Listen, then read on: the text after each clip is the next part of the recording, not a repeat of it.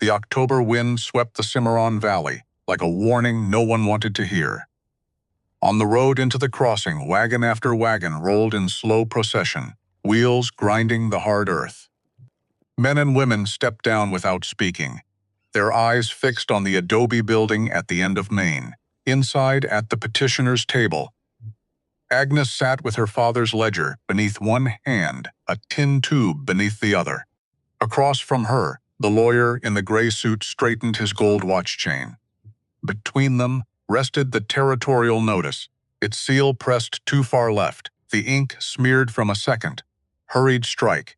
The hearing officer cleared his throat. The room held its breath. Something buried was about to surface. The paper weighed nothing. That was the first thing Agnes noticed, after 25 years. After everything, the deed to her father's land weighed less than a dried leaf in September. She folded it anyway, carefully, the way you fold something that matters. Even when you're not sure it does, the courthouse in Santa Fe smelled like floor wax and old arguments. Agnes had been sitting in that wooden chair for 2 hours, while a man in a gray suit read legal language into the air like he was reciting. Scripture nobody believed in anymore. Words like equitable distribution and fair market assessment and net marital assets. Words that meant Clifford got the house, the cattle, the savings account at First Territorial Bank, the silver candlesticks her mother had carried from Missouri in a wagon 40 years ago. Words that meant Agnes got 80 acres of rock and scrub brush on the edge of the Cimarron Valley. Clifford's lawyer, a man named Aldous Finch, sharp-faced gold watch chain, the kind of man who ironed his collar every morning, had slid the deed across the table without looking at her.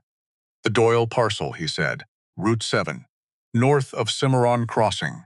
Your client retains this as her sole asset per the settlement agreement. Her client. That's what she was now. A client. A line item. Agnes picked up the deed, read the address. Felt nothing she could name. Outside, the September sun hit her like a flat hand. She stopped on the courthouse steps and stood there. Big woman. Heavy woman. Dress that had fit better 3 years ago when she still cared about such things. Hair pinned up in the back, the way she'd worn it, since she was 19, and hadn't changed because nobody had ever said anything about it. Either way. She stood there, and the people of Santa Fe moved around her like water around a stone, and she thought. 6 hours. That's how long the drive to Cimarron Crossing would take. 6 hours north in a wagon with a loose left wheel she'd been meaning to fix since July. 6 hours to look at whatever Earl Doyle had left her. 6 hours to decide what to do with the rest of her life. She was 45 years old. She had $11 in her coat pocket and a deed to land. Nobody had fought over. Fine, she thought. Fine. And she walked to the wagon. She didn't cry on the drive up. Not because she was strong. Not because she'd made peace with anything. She didn't cry because she'd done her crying already. Months of it, quiet and private, in the small bedroom at the back of the house, while Clifford's boots moved across the floor above her, and the walls held sound like a secret. She'd cried until there was nothing left to cry with, like wringing a rag completely dry. After that, you just work with what you have. The road north out of Santa Fe turned from packed dirt to something looser and older. Scrub oak, juniper, the land getting bigger and harder the further she went. The sky doing what New Mexico's sky always did, expanding in every direction until a person felt simultaneously enormous and absolutely insignificant. Agnes had grown up on this road, not on it exactly, but near it, close enough that the smell of it, dry grass say, something metallic underneath like the earth was always smoldering. Pulled at a part of her she'd let go dormant for a very long time. Her father had lived out here. Earl Doyle, blacksmith, farrier.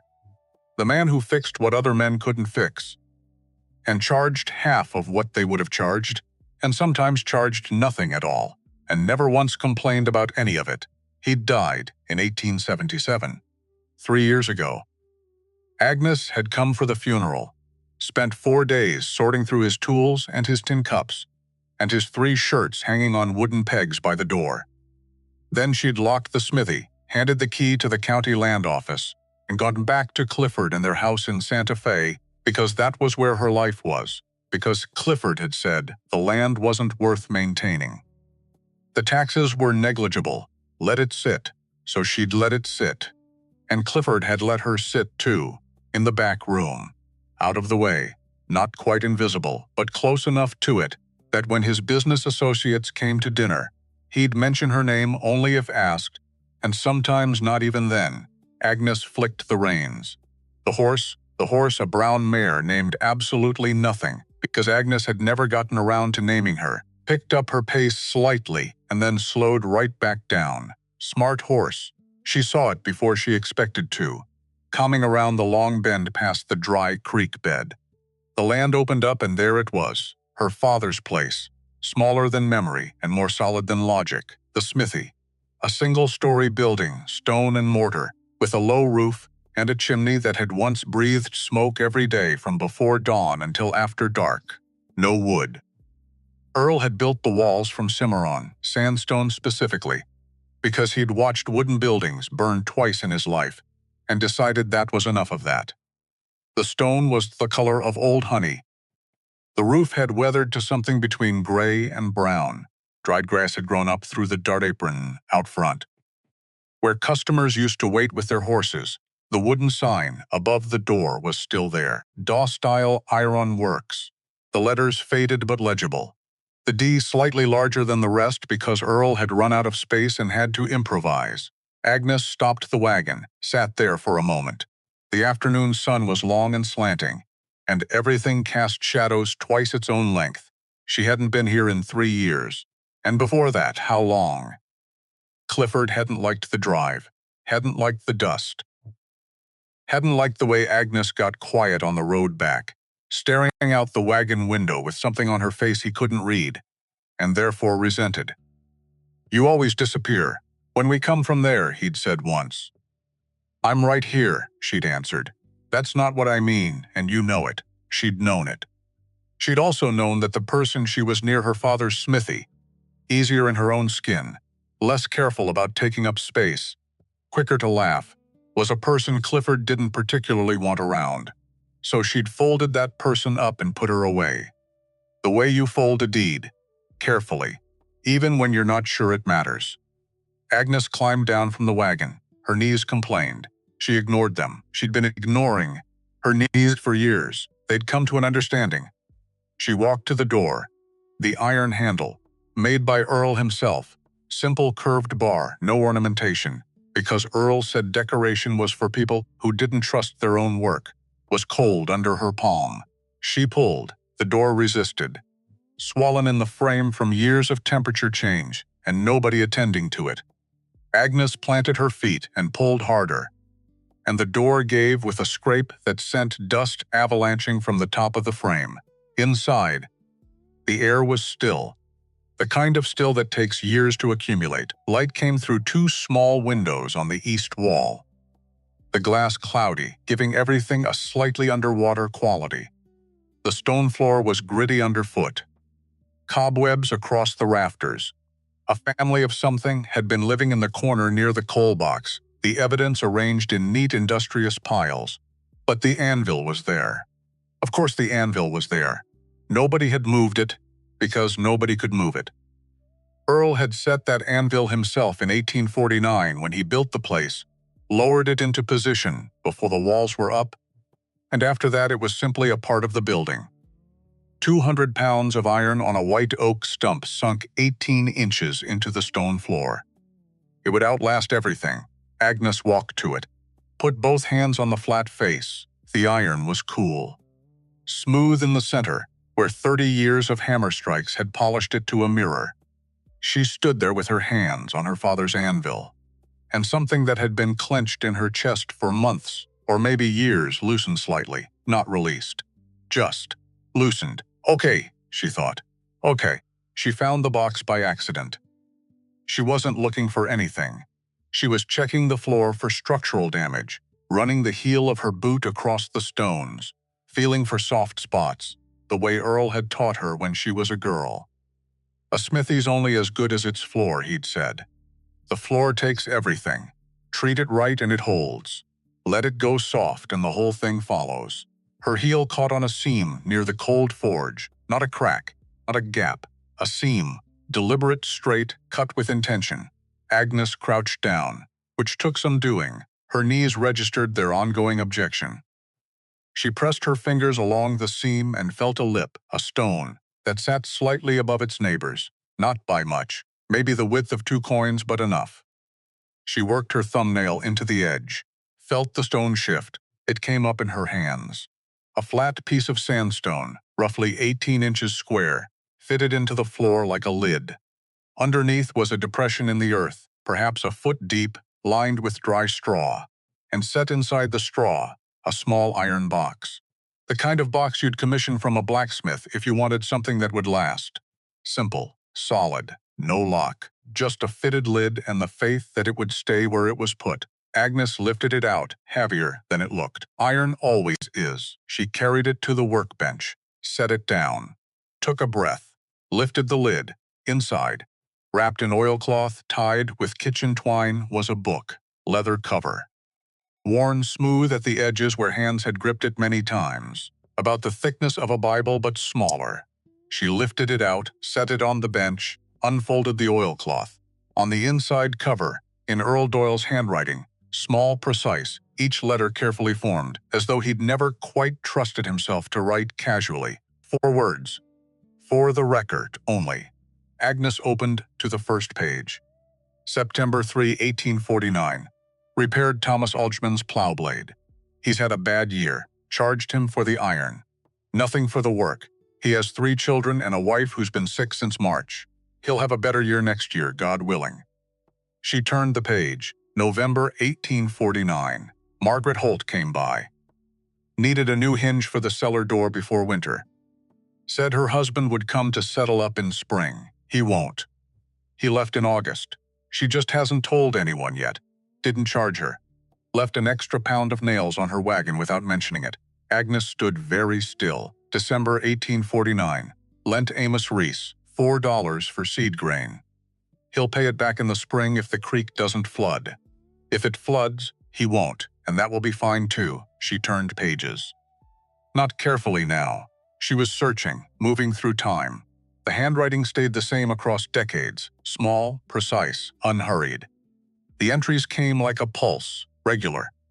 Unassuming June 1855. The Creighton boy lost 2 fingers in a threshing accident. His father brought him here first.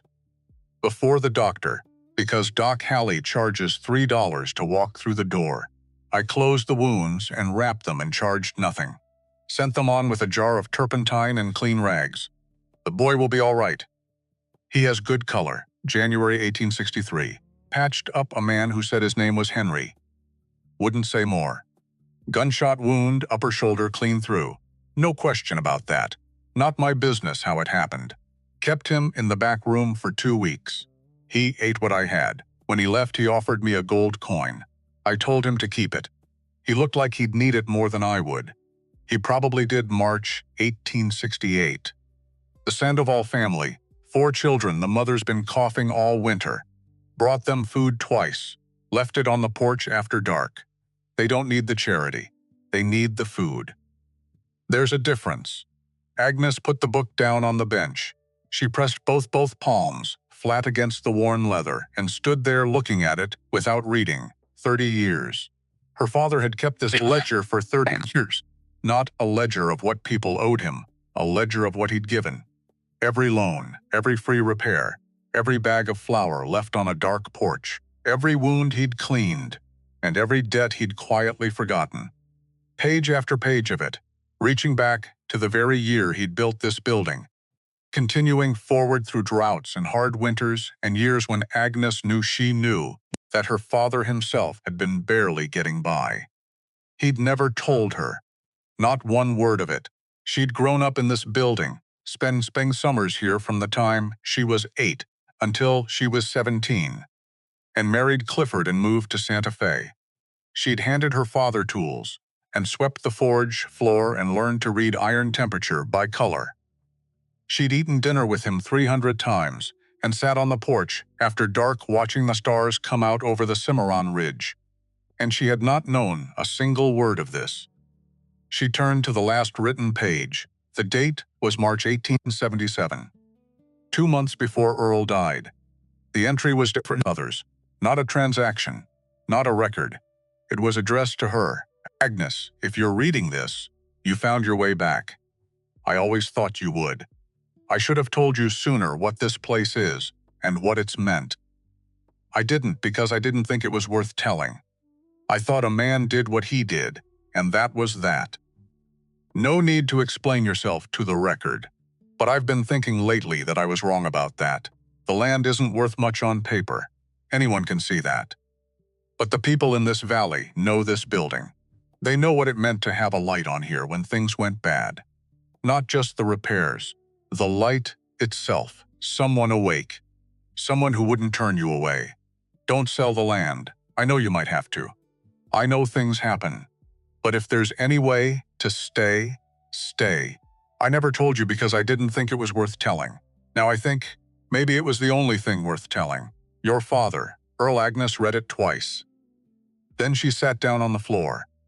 Just sat down, right there on the gritty stone, her back against the workbench, and held the book against her chest and breathed outside. A hawk called once from somewhere up on the ridge. Then nothing.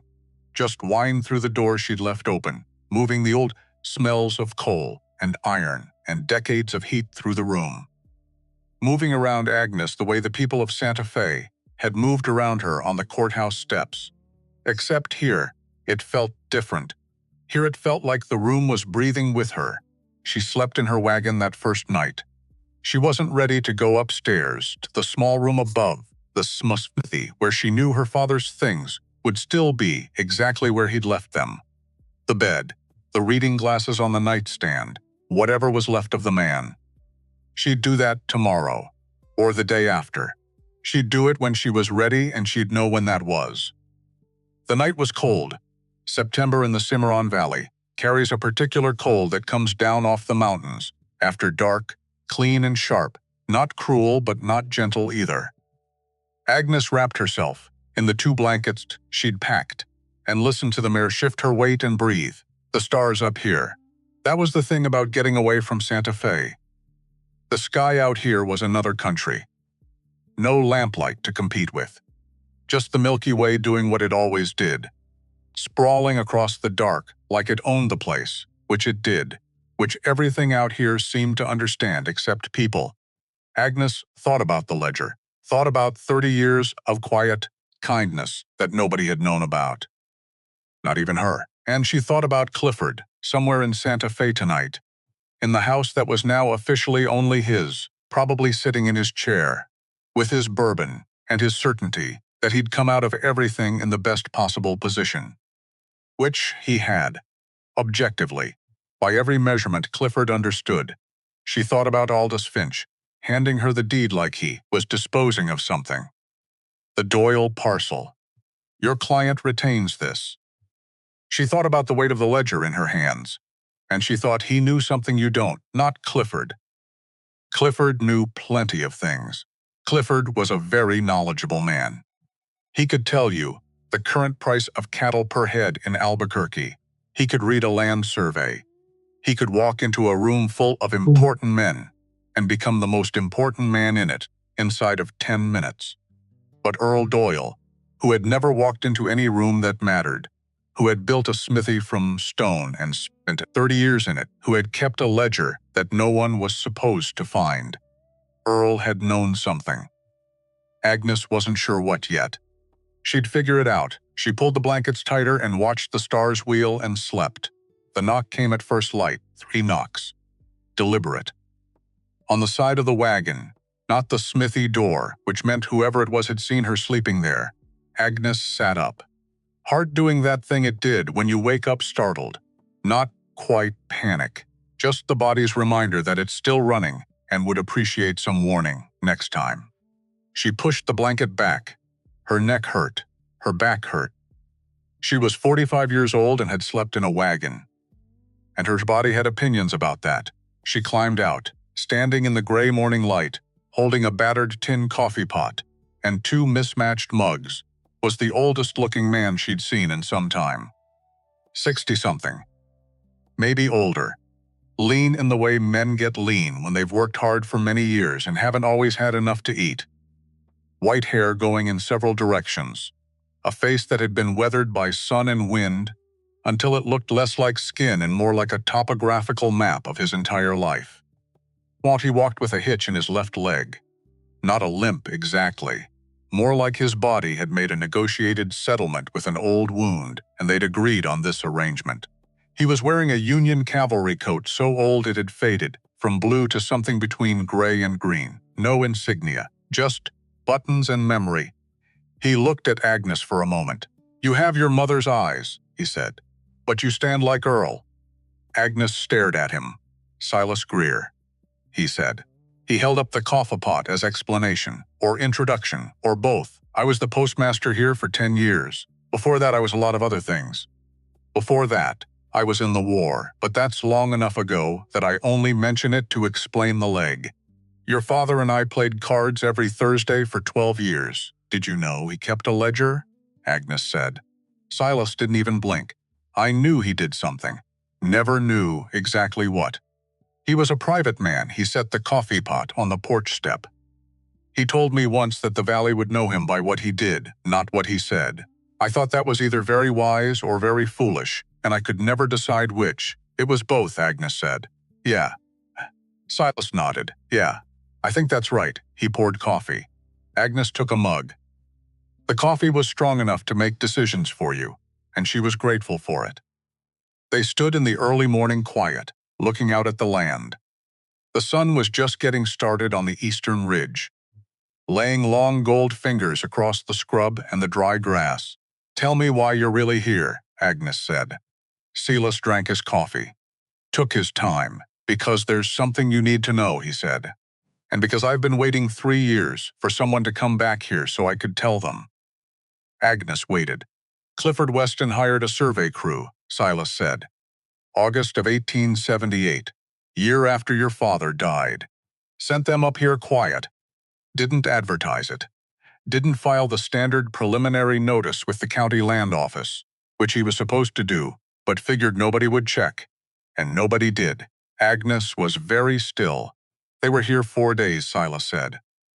"Drilling test cores, measuring grades. I saw them on my mail rounds. Asked one of them what they were doing. He said private geological assessment. Wouldn't say who for." He turned the mug in his hands. "Took me a while to figure out it was Clifford.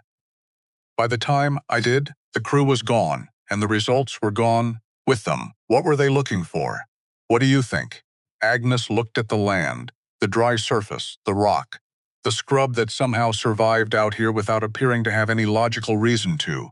"Water," she said. "Water," Silas said. "Underground. There's a geological feature out here. A buried limestone shelf that runs about 40 feet below the surface. Holds water like a bowl.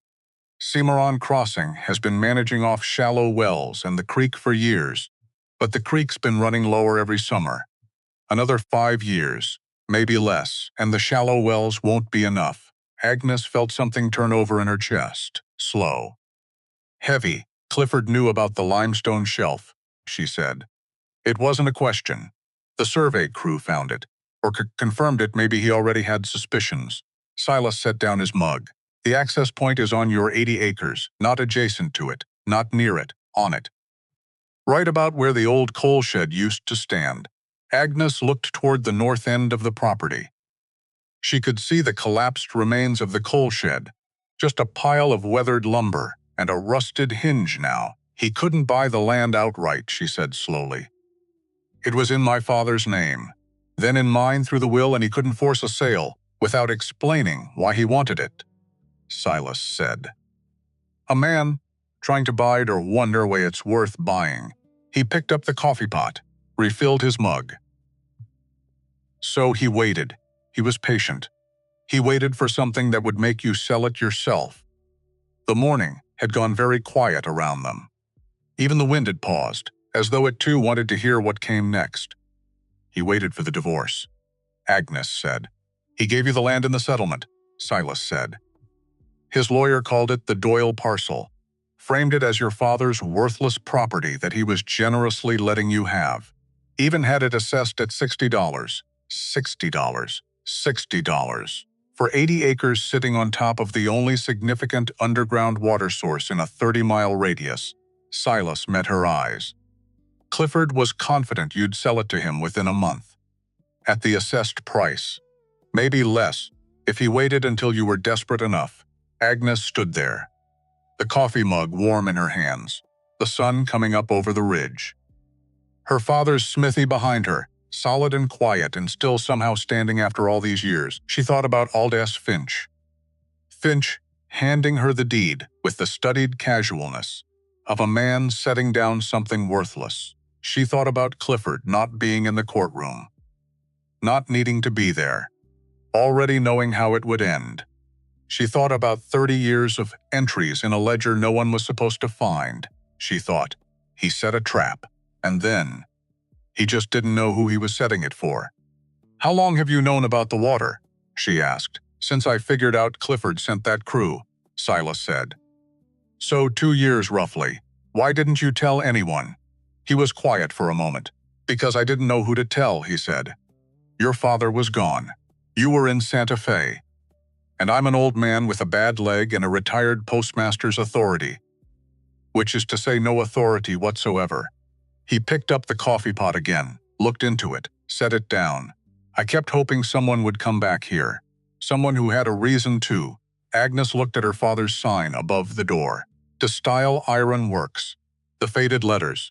The D that had run out of space. She had $11 in her coat pocket. She had 80 acres of land, with underground water, that a powerful man had spent 2 years maneuvering to take from her. She had a ledger full of 30 years of quiet kindness, and she had a smithy built from stone that had outlasted everything Clifford Weston had ever expected it to outlast. I need to look at the floor near the coal shed, she said. Silas blinked. What? My father built things to last, Agnes said, and he hid the ledger under the forge floor. Which means if he knew about the water, she was already moving, walking across the property toward the collapsed lumber pile. He would have put something somewhere. Agnes, Silas followed, his hitching gait quick despite itself. The survey was after Earl died. He couldn't have. He built this smithy in 1849, Agnes said, crouching beside the coal shed debris. He spent 30 years watching this land. Every drought, every wet year. He would have noticed things. She began moving boards. They were heavy. She moved them anyway. My father noticed everything. He just didn't always talk about it. The coal shed had been a lean-to attached to the north wall of the smithy. She could see the ghost of it in the stone where the roof had connected. The floor underneath was packed earth, harder than the surrounding ground. She moved the last of the lumber. Under it, a flat stone, different from the others, smoother. And around its edge, very faintly, the kind of straight cut that doesn't happen by accident. Agnes looked at Silas. Silas looked at Agnes. Well, he said quietly. She lifted the stone. The second cache was smaller than the first. Not a box this time. A tin tube, the kind used for storing rolled documents against moisture. Sealed at both ends with wax pressed with Earl's thumb. The same seal he'd used on the contract copies he'd kept for customers who might lose theirs. Agnes recognized it. She'd watched him press that seal 100 times when she was a girl, his thumb steady and deliberate, leaving the impression of his fingerprint in the cooling wax. She opened it standing right there in the rubble of the coal shed, with Silas watching. Inside, 2 documents rolled together, tied with a piece of wire. The first was a hand-drawn map. Earl's draftsmanship. Precise, careful, slightly better than you'd expect from a man who worked iron for a living, but not as good as a trained surveyor. It showed the 80 acres in rough outline. On it, marked with a symbol Agnes recognized, the iron pour mark Earl had used to indicate flow direction in casting, was a location. North of the coal shed, about 60 feet, where the land dipped slightly before rising again toward the ridge beside the mark. Earl's handwriting. Water here. Deep. Clean. Enough for a town. The second document was a letter, folded, addressed in Earl's hand to Theodore Marsh, Geological Survey Correspondence, Santa Fe. Dated June 1876. A year before Earl died, Agnes opened it. It was a letter in Earl's careful script, describing what he'd observed over 30 years. The way certain plants grew in that slight depression, but not on the surrounding land. The way that section of ground stayed slightly softer after drought years when everything else hardened to iron. The way when he dug a post hole there in 1861, the earth had been damp at 18 inches, when the surrounding ground was bone-dry down past 4 feet. He'd written to Marsh asking if these were consistent with underground water, asking if it was worth investigating, and clipped to the letter a single-page response on official survey letterhead, signed T.R. Marsh, Geological Correspondent, Santa Fe Office, dated August 1876. Agnes read it twice. Marsh had confirmed it. Not just confirmed, described it in technical language that Agnes only half understood but grasped well enough. Limestone formation, significant water table, stable, likely recharged by snowmelt from the Cimarron Range, accessible by well at approximately 40 feet. It is my opinion that the Doyle parcel contains one of the most significant underground water resources in the Cimarron Valley region. I have logged this my survey records, but per your request, am not filing a public notice at this time. The land is yours and you may manage it as you see fit. Agnes stood in the autumn sun with this paper in her hands. Her father had known. He'd known for at least a year before he died. Maybe longer. Maybe he'd suspected for years before he wrote to Marsh. He'd known and he'd confirmed it, and he'd quietly kept the evidence in a sealed tube, under a stone floor, and not told anyone. Not even her. Why? She thought about that for a moment. And then she knew. Because telling people would have made the land valuable. And making the land valuable would have made it contested. Would have made it something men with money and lawyers would want. And Earl Doyle, who had spent 30 years helping people quietly, never making noise about it, never drawing attention, had understood instinctively that the moment you announce something is worth having, the people with the most power start figuring out how to take it. So he'd kept the secret. He'd filed it under the coal shed floor and let the land sit, and trusted that someday someone who understood what it was really for would come back to figure that out. He hadn't known Clifford would figure it out first. He hadn't known there would be a divorce and a settlement and a deed handed across a table like it was nothing. But he'd left the evidence. The map, the letter, Marsh's confirmation, every piece of it in his careful hand, sealed against moisture and time, waiting. For who? Agnes folded Marsh's letter, put it back in the tube with the map, pressed the lid closed over the broken wax seals. He knew, she said, before the survey crew. Silas said. He wasn't surprised. He was something else. Something that looked on his weathered face almost like relief. He knew for years, and Clifford's crew confirmed it. Which means Clifford has survey results that prove the same thing this letter proves. She held up the tube. But Clifford doesn't know this exists. Silas looked at the tube. Then at Agnes. No, he said. He doesn't. Agnes looked at the mark on the map. Water here. Deep, clean. Enough for a town. $11 in her pocket. A tube of evidence that could change everything. A smithy that had outlasted every expectation. And somewhere in Santa Fe, a man who had spent 2 years waiting for her to be desperate enough to sell. Not yet, she thought. Not yet, and not ever. She turned back toward the smithy. I need to look at the forge, she said. See if the bellows need replacing. Silas stared at her. You're going to open the smithy. My father built it to be open, Agnes. He caught up to her. The hitch in his step quicker now, urgent. Clifford Weston is not a man who accepts losing gracefully. When he realizes you're staying, when he realizes you're not going to sell, he will do something about it. He has connections in the territorial government. He has money. He has lawyers who iron their collars. Agnes stopped. Turn to look at him, Silas, she said. Do you know what my father did every morning? He blinked. He He got up before light, and he lit the forge, and he started working. She turned back toward the door. "That's what I'm going to do." She went inside. After a moment, she heard the uneven rhythm of Silas's footsteps on the stone floor behind her. Good, she could use the help. The bellows needed new leather. The tuyer was clogged with ash and debris from years of sitting cold. The quench barrel had dried out and cracked along one stave, not badly. Manageable if she soaked it immediately and kept it wet. 3 of the hammers needed rehanging. The leg vise had seized and would need oil and patience. The coal box was empty, but there was a supplier in Cimarron Crossing. Agnes went through the smithy the way her father had taught her to go through it, systematic. Start at the forge and work outward. Note what works, what needs attention, what needs replacing. Make a list, prioritize. Don't get overwhelmed by the whole picture. Just do the next thing. She found a scrap of paper, the back of an old receipt for coal delivery, and a charcoal stick on the workbench, and she wrote it all down. The list was long. It filled the back of the receipt, and she had to continue down the margins.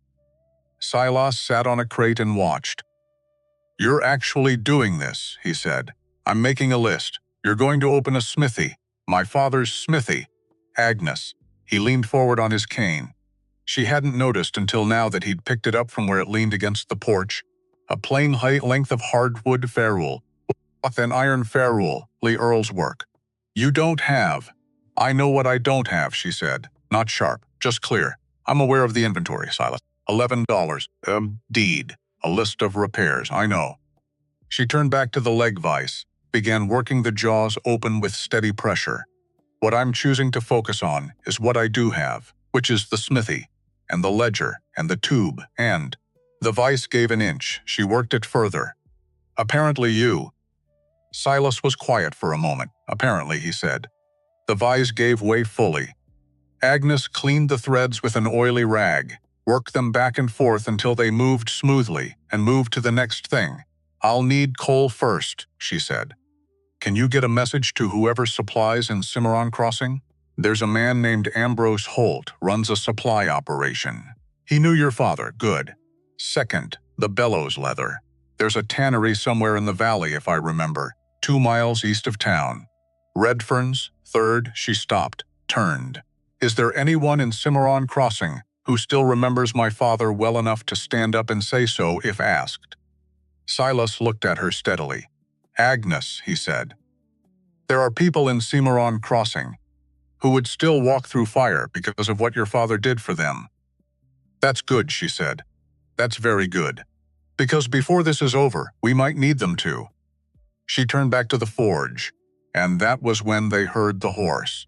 He was 24 years old, and he looked like he'd slept outdoors for at least a month. A young man, lean, sun-darkened, wearing a canvas coat with a tear at the left shoulder that had been repaired with a different colored thread.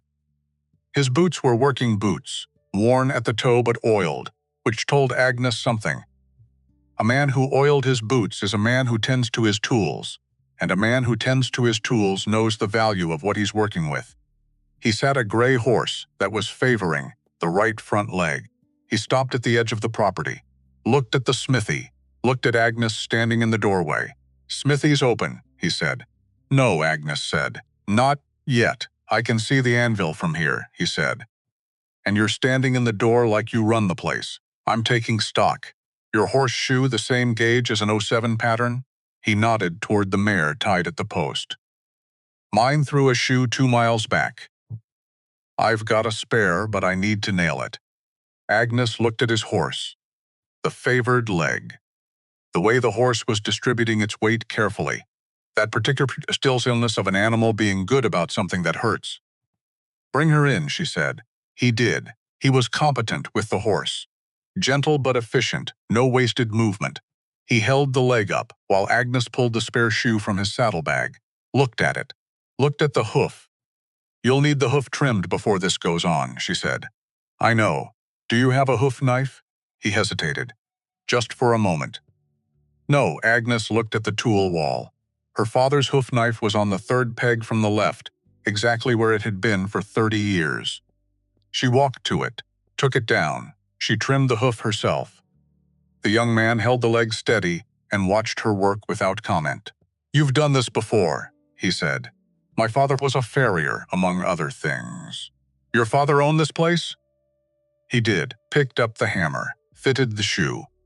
"He left it to me." She drove the nails, 3, 4, 5, clinched them with the turning iron, set the shoe with the hammer face, checked the fit.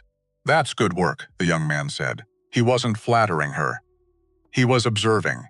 "Yes," Agnes said. "It is." She put the hammer down. The young man lowered the horse's leg, ran his hand down it once. The horse shifted her weight back to even footing, and her whole body relaxed. That visible exhale of an animal no longer managing pain. "What do I owe you?" he said. "I'm not open yet." "Nothing." He looked at her, something careful in his expression, like he was calculating something. "I don't take charity." "It's not charity," Agnes said. "I needed to know if my hands still remember what to do." "They do. You gave me the chance to find that out." She picked up her list. "We're even." He stood there. The horse was testing her weight.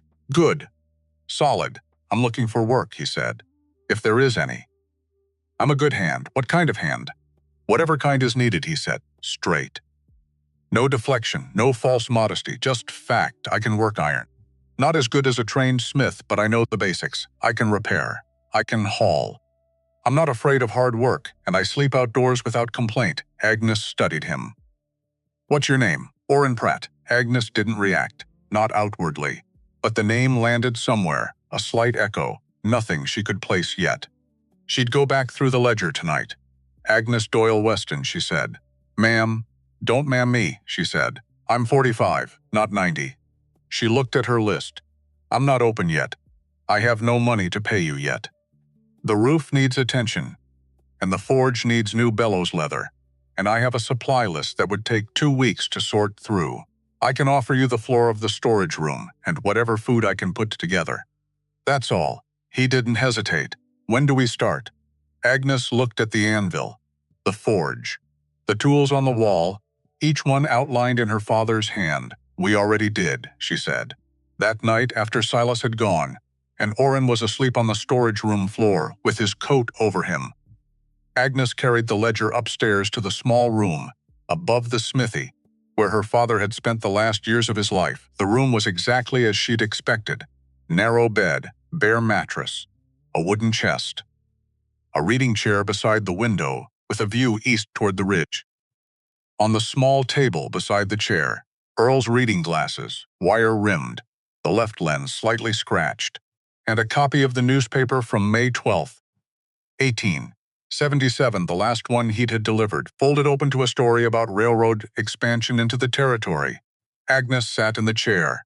She opened the ledger to the P section, ran her finger down the entries. Pratt, Willa, March 1871. Pulmonary sickness, long term. Paid for 2 months of Dr. Halley's visits and medication. Anonymous through the doctor's accounts. She has a grandchild who comes sometimes in summer. Good boy.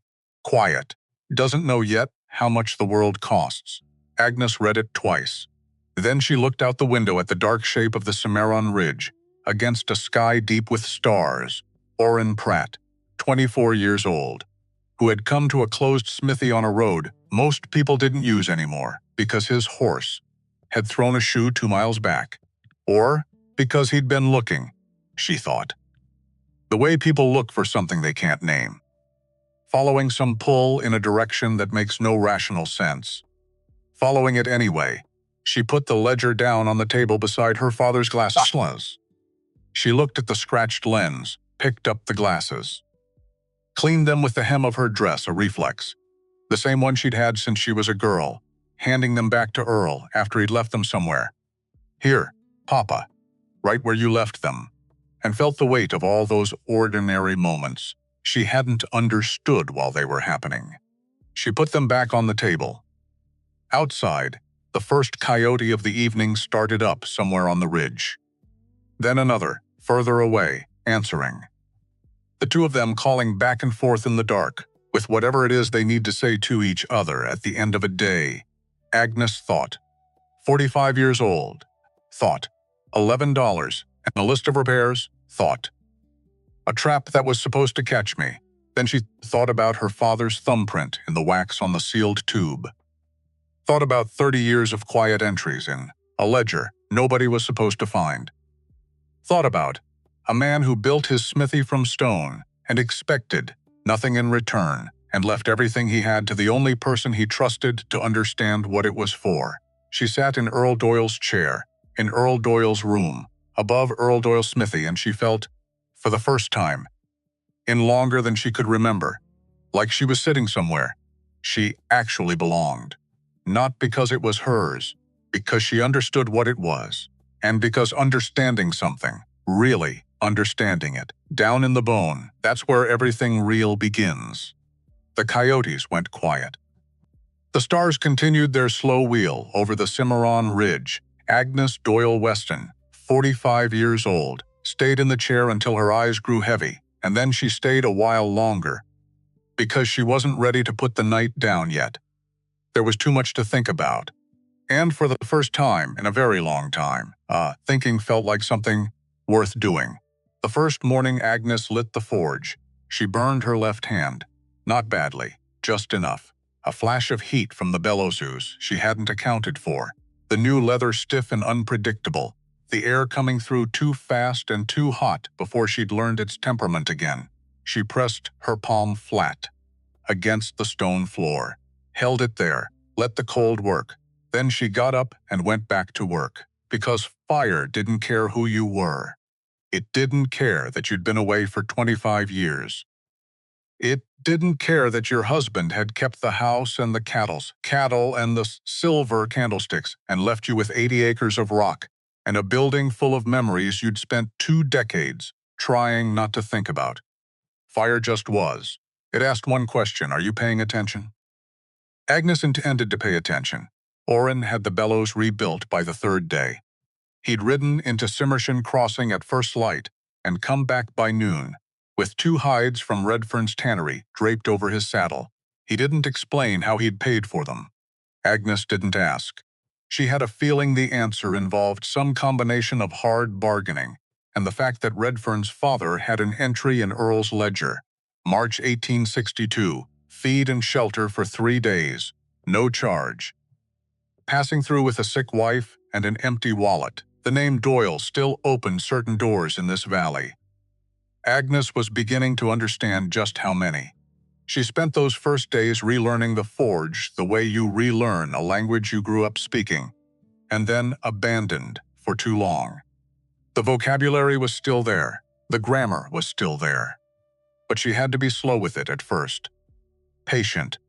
Let the knowledge come back up from wherever she'd buried it under her 25 years of being Clifford Weston's wife. Clifford, who had found her skill with iron mildly amusing when they were courting. Who had called it her frontier quirk in front of dinner guests, smiling in a way that told everyone this was an endearing eccentricity rather than a real ability. Who had, in the 6th year of their marriage, asked her please not to mention her father's occupation to the Hendersons, because the Hendersons were a particular kind of people and wouldn't understand. Agnes had stopped mentioning it. And then she'd stopped thinking about it. And then she'd stopped being it. Or she'd tried to. Anyway, with the mixed success of a person who tries to stop being left-handed because someone finds it inconvenient. Now she stood at her father's forge at 5 in the morning, while the September stars were still out, and the valley was the particular dark that happens just before things start returning to themselves. She stood there and worked the bellows and felt the heat climb and watched the iron glow from black to red to orange to the bright yellow to white that meant it was ready. And something in her chest that had been cold for a very long time started to warm. The first customer came on a Tuesday, which was unexpected because the smithy wasn't open. Agnes had put no sign out, made no announcement. She'd been working with the doors open because she needed the light and the ventilation, but she hadn't invited anyone. The woman who appeared in the doorway that Tuesday morning was somewhere north of 70, wearing a faded calico dress and carrying a cast-iron skillet with a cracked handle. She stopped in the doorway and looked at Agnes, at the forge, at Orrin organizing the tool wall. At all of it. "You're Earl's girl," she said. "I am, Eleanor Marshash. My husband was a teamster before his back gave out." She lifted the skillet slightly. "This skillet was my mother's. I've had it 40 years. Handle broke last winter." Agnes looked at the skillet. "A simple repair. 20 minutes at most. I'm not technically open," Agnes said. "I can see that," Eleanor said, and didn't move. Agnes took the skillet. Eleanor Marsh sat on the bench outside and waited. Agnes repaired the handle, clean weld, solid joint, better than new, and brought it back. Eleanor held it, turned it over, ran her thumb along the weld. "Earl fixed my husband's wagon tongue in 1869, she said. "Didn't charge him, because he said Tom had already had a hard enough year." She looked up at Agnes.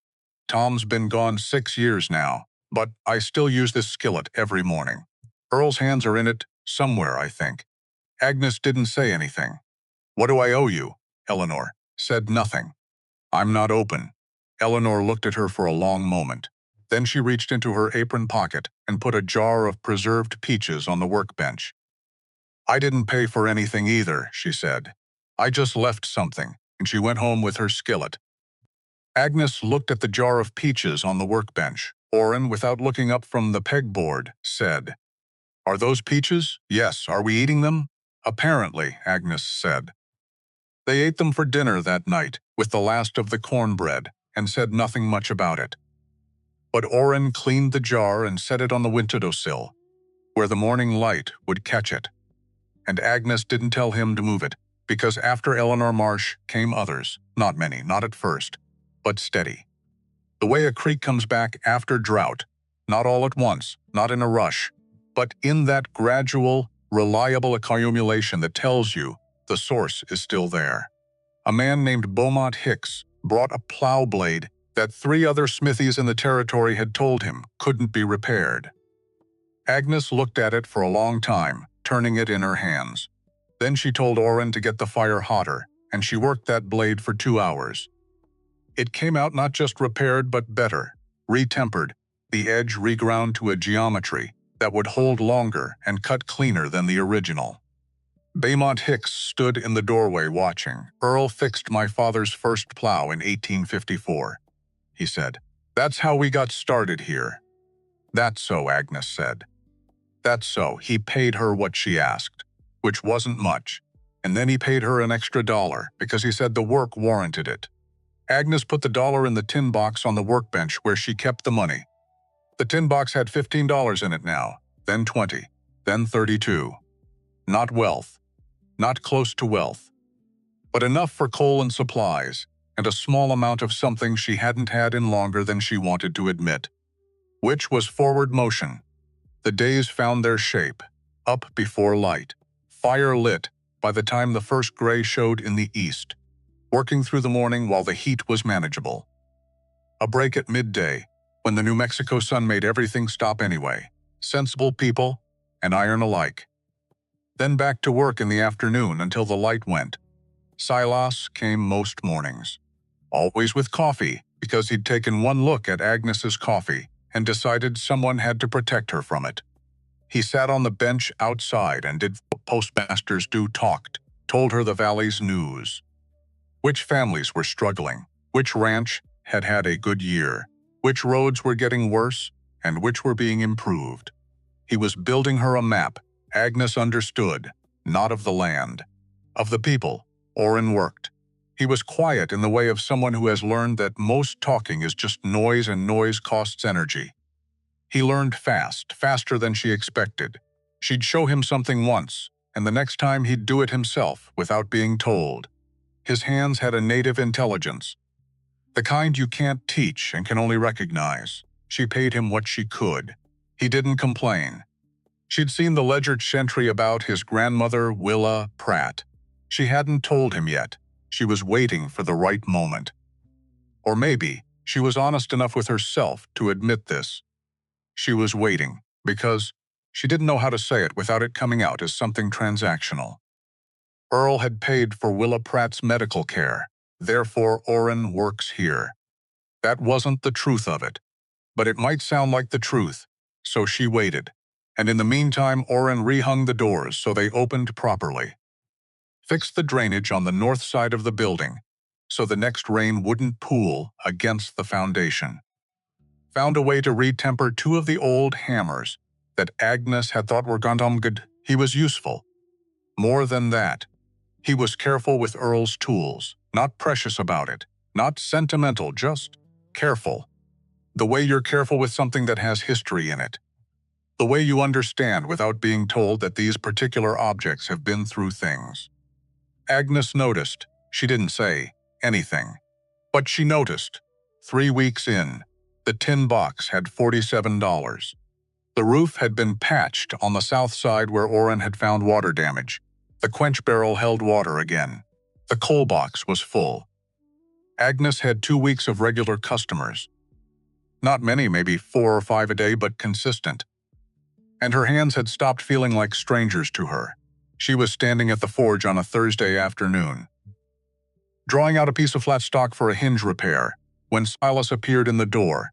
His face was different, not alarmed. Silas was not an alarmable man. He'd been through Chickamauga. He'd been through the fever years of the 1870s. He'd seen plenty. But his face was doing something particular. Something that Agnes read immediately as bad news that needs to be delivered carefully. She put down the hammer. "Tell me," she said. Silas reached into his coat and produced a folded document. Official-looking. Territorial seal in the upper left corner. "Courier from Santa Fe," he said. "Addressed to you at this property." Agnes took it. The document was from the Office of Territorial Land Administration, Santa Fe, New Mexico Territory.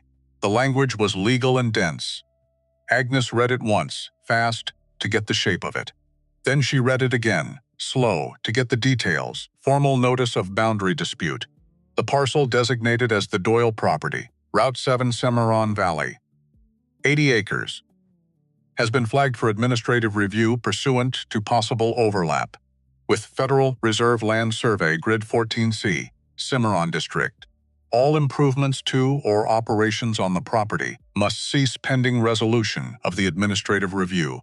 Failure to comply may result in forfeiture of disputed property to territorial administration. Review period. 60 days from date of notice. Agnes read it a third time, and the third time, she noticed something that the first 2 readings had slid past. The date on the document, September 14, 1880. But the Territorial Land Office in Santa Fe held its monthly administrative sessions on the 21st. She knew this because Earl had dealt with territorial land paperwork twice in his life and had complained about the scheduling, both times in letters to Agnes. This document was dated a week before the session that would have authorized it. Agnes set it on the workbench. "Silas," she said, "when does the Territorial Land Office hold its monthly session?" He didn't hesitate. 21st. Always the 21st. This is dated the 14th. Silas looked at the document, at the date, at the seal. He picked it up. Held it at arm's length, the way you hold something you want to examine carefully. His postmaster's eyes, trained by a decade of processing official correspondence, knowing what official correspondence should look like, moved across the page. "The seal," he said slowly. "It's pressed too far left. Show me," he pointed. The territorial seal in the upper corner was off-center. Not by much, but enough. And beneath it, barely visible because the ink had run slightly, a shadow of a previous impression. As if the seal had been pressed, then the document repositioned, and pressed again. "Someone got the seal," Silas said. "Maybe from a clerk, maybe from someone who had access. And they used it on a document that wasn't authorized." "Clifford has connections in the territorial government," Agnes said. "He has more than connections. He has the district commissioner's ear. Has for years." Silas set the document down. "This isn't legal. It can't be. But it doesn't have to be legal to work. All it has to do is cost me 60 days and money I don't have," Agnes said. "And if you ignore it, they show up with real authority, and I've already demonstrated non-compliance." She looked at the forge. The fire was still burning, patient and steady. waiting for her to come back. How much would a lawyer in Santa Fe cost? To fight a territorial land challenge? Silas exhaled slowly. 200 to start. Probably more before it's done. The tin box had $47. Agnes picked up the document and folded it. The box had $47, 47 fours. And a forge that made 47 look like a beginning instead of an ending. But not against Clifford Weston and his connections and his patience and his ability to the machinery of territorial government do what he wanted it to do. Think, she told herself. Think like Earl, who had never had money or connections or lawyers, who had spent 30 years helping people anyway, who had built his smithy from stone because he'd watched wooden things burn, who had sealed a tin tube with his own thumbprint and put it under a floor and trusted that the right person would find it at the right time. Earl, who had known the land was worth something and had quietly, carefully, left the evidence. Agnes looked at Silas. Go home, she said. Write down everything you remember about the survey crew. Clifford sent in 1878. Everything. Where they camped, how many days, which direction they drilled, what the foreman looked like. Anything. Silas straightened. All right, and Silas. She held up the document. Do you still have friends at the territorial post office? People who process official correspondence? A few. I need to know if this document went through proper channels, she said. If there's a file number, if there's a record of the session that authorized it. Silas looked at her for a long moment. You're going to prove it's forged, he said. I'm going to find out if it's forged, Agnes said. Then I'm going to decide what to do about it. Silas almost smiled. The weathered geography of his face shifted in a way that suggested a smile was in the general vicinity. You sound like Earl, he said. Don't, Agnes said. But she said it to his back because he was already walking. She told Orrin that night. She didn't plan to. She was going to handle it herself, figure it out, not burden someone who was sleeping on her storage room floor in exchange for work and board. He had enough of his own. But she was sitting at the workbench after dark, going over the document again by lamplight. And he came in from doing something to the water barrel outside and stood there reading her face, the way you read a sky. What happened, he said. Not a question, so she told him. He read the document. Read it again. Set it on the bench. We're not stopping, he said. I know we're not stopping. Good. He pulled up the other stool. Looked at the document like it had personally inconvenienced him, which, in a way, it had. Who do we talk to? Agnes looked at him across the workbench, at the way he'd spread the document flat with both hands and read it with the focused attention of someone who takes problems seriously. At the way he'd said, we're not stopping without pausing for even a breath. Not his fight. Not his land. Not his problem by any reasonable accounting. And yet, some people you wait to trust. Some people show you for the first week who they are, and you're just slow to believe it. You don't have to be part of this, she said. He looked at her. The kind of look that doesn't require words, because the words would just take up space that the look is already filling. All right, Agnes said. There's a man named Theodore Marsh in Santa Fe. The geologist. She'd told him about the tube. About the letter and the map. He confirmed the water in 1876, she said. He wrote it in an official letter that Earl kept. If Marsh is still alive, if he's willing to say publicly what he told my father privately, then we have something. And if Clifford's people get to him first? Agnes was quiet for a moment. Then we have something harder, she said. But let's start with Marsh. Orrin nodded. I'll ride to Santa Fe, he said. It's a hard ride, I know it is, Orrin. She stopped. Tried to figure out how to say the next thing. I found something in the ledger. About your grandmother, he went very still. Willa Pratt, Agnes said. March 1871, the lamplight between them. The forge going cold for the night. Ticking as it contracted. He paid for her care, Orrin said. Very quiet. Yes. Anonymous. Through Dr. Halley's accounts. So she wouldn't know. Orrin looked at the workbench. At the tools hanging on the wall. At the anvil in the corner, too dark to see, but present the way, a large safe. is always present, even in the dark. She looked for him, Oren said. For years, she said someone paid for her care when she couldn't pay for it herself, and she never knew who. And he stopped. She said that person was the reason our family survived, because she lived another 6 years, long enough to raise me after my mother died. Agnes waited. I came through Cimarron Crossing because I heard a smithy was opening, Oren said. But there are 3 smithies. Between here and Albuquerque, I could have stopped at any of them. He looked at Agnes. I don't know why I kept going until I got here. My father would have said, some things have their own direction, Agnes said. Oren was quiet for a long time. 6 years, he said finally. She raised me for 6 years before she went. And the whole time, he shook his head. She said, someday I want to find that person and say thank you properly. Not a note, not a letter. She wanted to look them in the eye. He looked at the ledger on the workbench. He's gone, Oren said. Yes, she's gone, yes. He reached out and put his hand flat on the cover of the ledger. Just rested it there. The way you might put your hand on a grave marker, or on something that holds a person's whole life between its covers. Then I'll do the work, he said. That's the only thing I can think of that makes sense of it. Agnes didn't say anything because what was there to say? Some things don't need words. They just need to be acknowledged. Witnessed, she nodded once. He nodded back. And that was that. He left for Santa Fe at first light. Agnes stood in the doorway and watched the gray horse carry him down the road until the scrubs closed around them and she couldn't see him anymore. Then she turned back to the forge. Because standing in doorways is fine for a moment.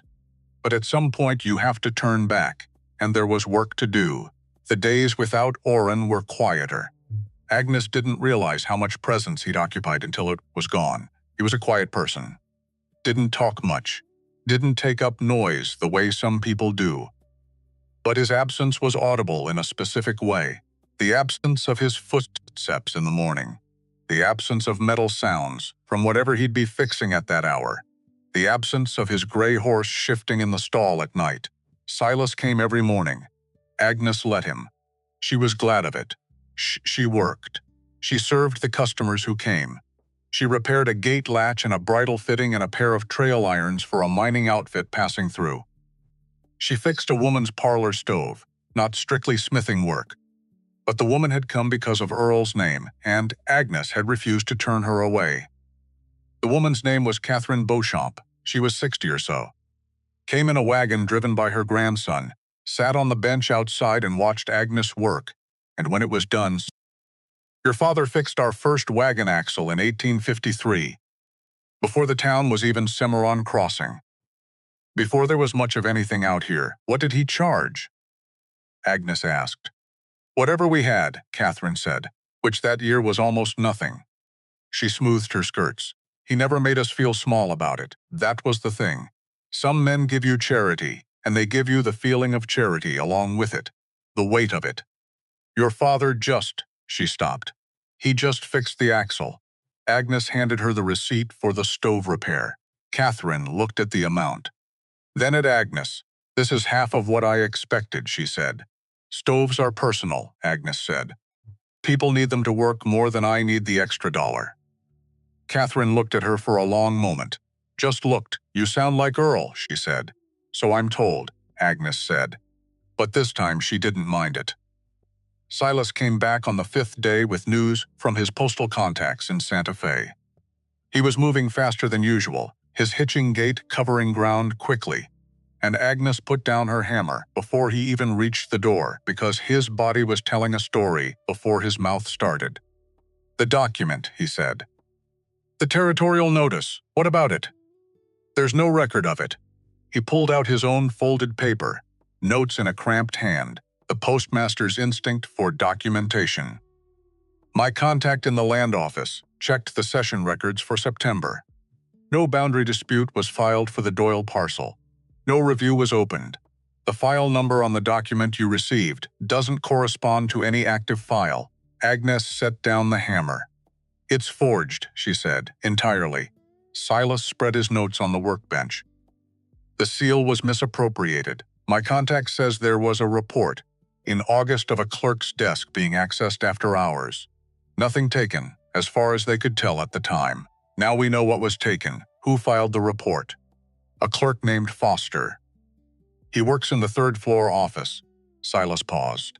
He reports to the district commissioner, and the district commissioner is a man named Elias Cobb, Silas said, who has had dinner at Clifford Weston's house on 4 separate occasions that I personally know of. Because I delivered the dinner invitations, Agnes stood very still. The forge was going behind her, the bellows breathing, iron heating in the fire, patient and waiting. Clifford had access to the seal, she said, through Cobb. Through the clerk, he used it to manufacture a legal document that would freeze my operation and give him 60 days to either buy me out or wait me out. Yes, and if I'd complied with the notice, stopped working, submitted to the review process, I would have been operating under a fraudulent document the entire time. Yes, but I didn't comply, no, Silas said. You kept working, which means if he pushes the notice, he has to produce a real authorization, Silas said, or admit the document is fraudulent. Either way we have him, Agnes said, not triumphantly, just. Factually. Silas sat down on the stool. Agnes, he said, this is a serious accusation to make against a man of Clifford Weston's standing. You need to be careful. I need Orrin to find Marsh, Agnes said. That's what I need right now. She picked up her hammer. The iron had been waiting long enough. Orrin came back on the 7th day. He came back at noon, which was when Agnes had the doors wide open, and a family of 4 waiting outside with a broken wheel hub, so she didn't have a chance to read his face properly for a few hours. She worked the hub. The family waited. The children played on the gravel apron, and the mother watched Agnes with the kind of focused attention that suggested she'd never seen a woman work a forge before. Agnes focused on the hub. When the family left, grateful, slightly stunned, the father counting out coins with the care of a man who knows what each one cost. Agnes finally turned to Orrin. He was at the workbench. He'd made coffee, which meant he'd been back long enough to make coffee and hadn't said anything yet, which meant the news required some preparation. Tell me, Agnes said. He handed her a cup. Sat on the stool, looked at his hands for a moment. Marsh is alive, he said. 71, still working, more or less. Has an office at the Survey Correspondence Building on Palace Avenue, and he remembers Earl Doyle. Orrin wrapped both hands around his own cup. He said Earl was one of the few people who ever wrote to him as a working man, asking a professional question, rather than as a property speculator trying to get information for free. He almost smiled. He liked Earl. Did you tell him what was happening? I told him about the notice. About Clifford. About the water.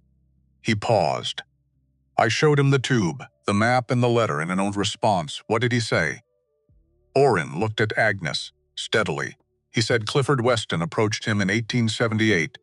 Orrin said, offered him $500 for the original survey, confirmation letter, the one he'd sent Earl. Marsh said no. He set down his coffee. But here's the part I didn't expect.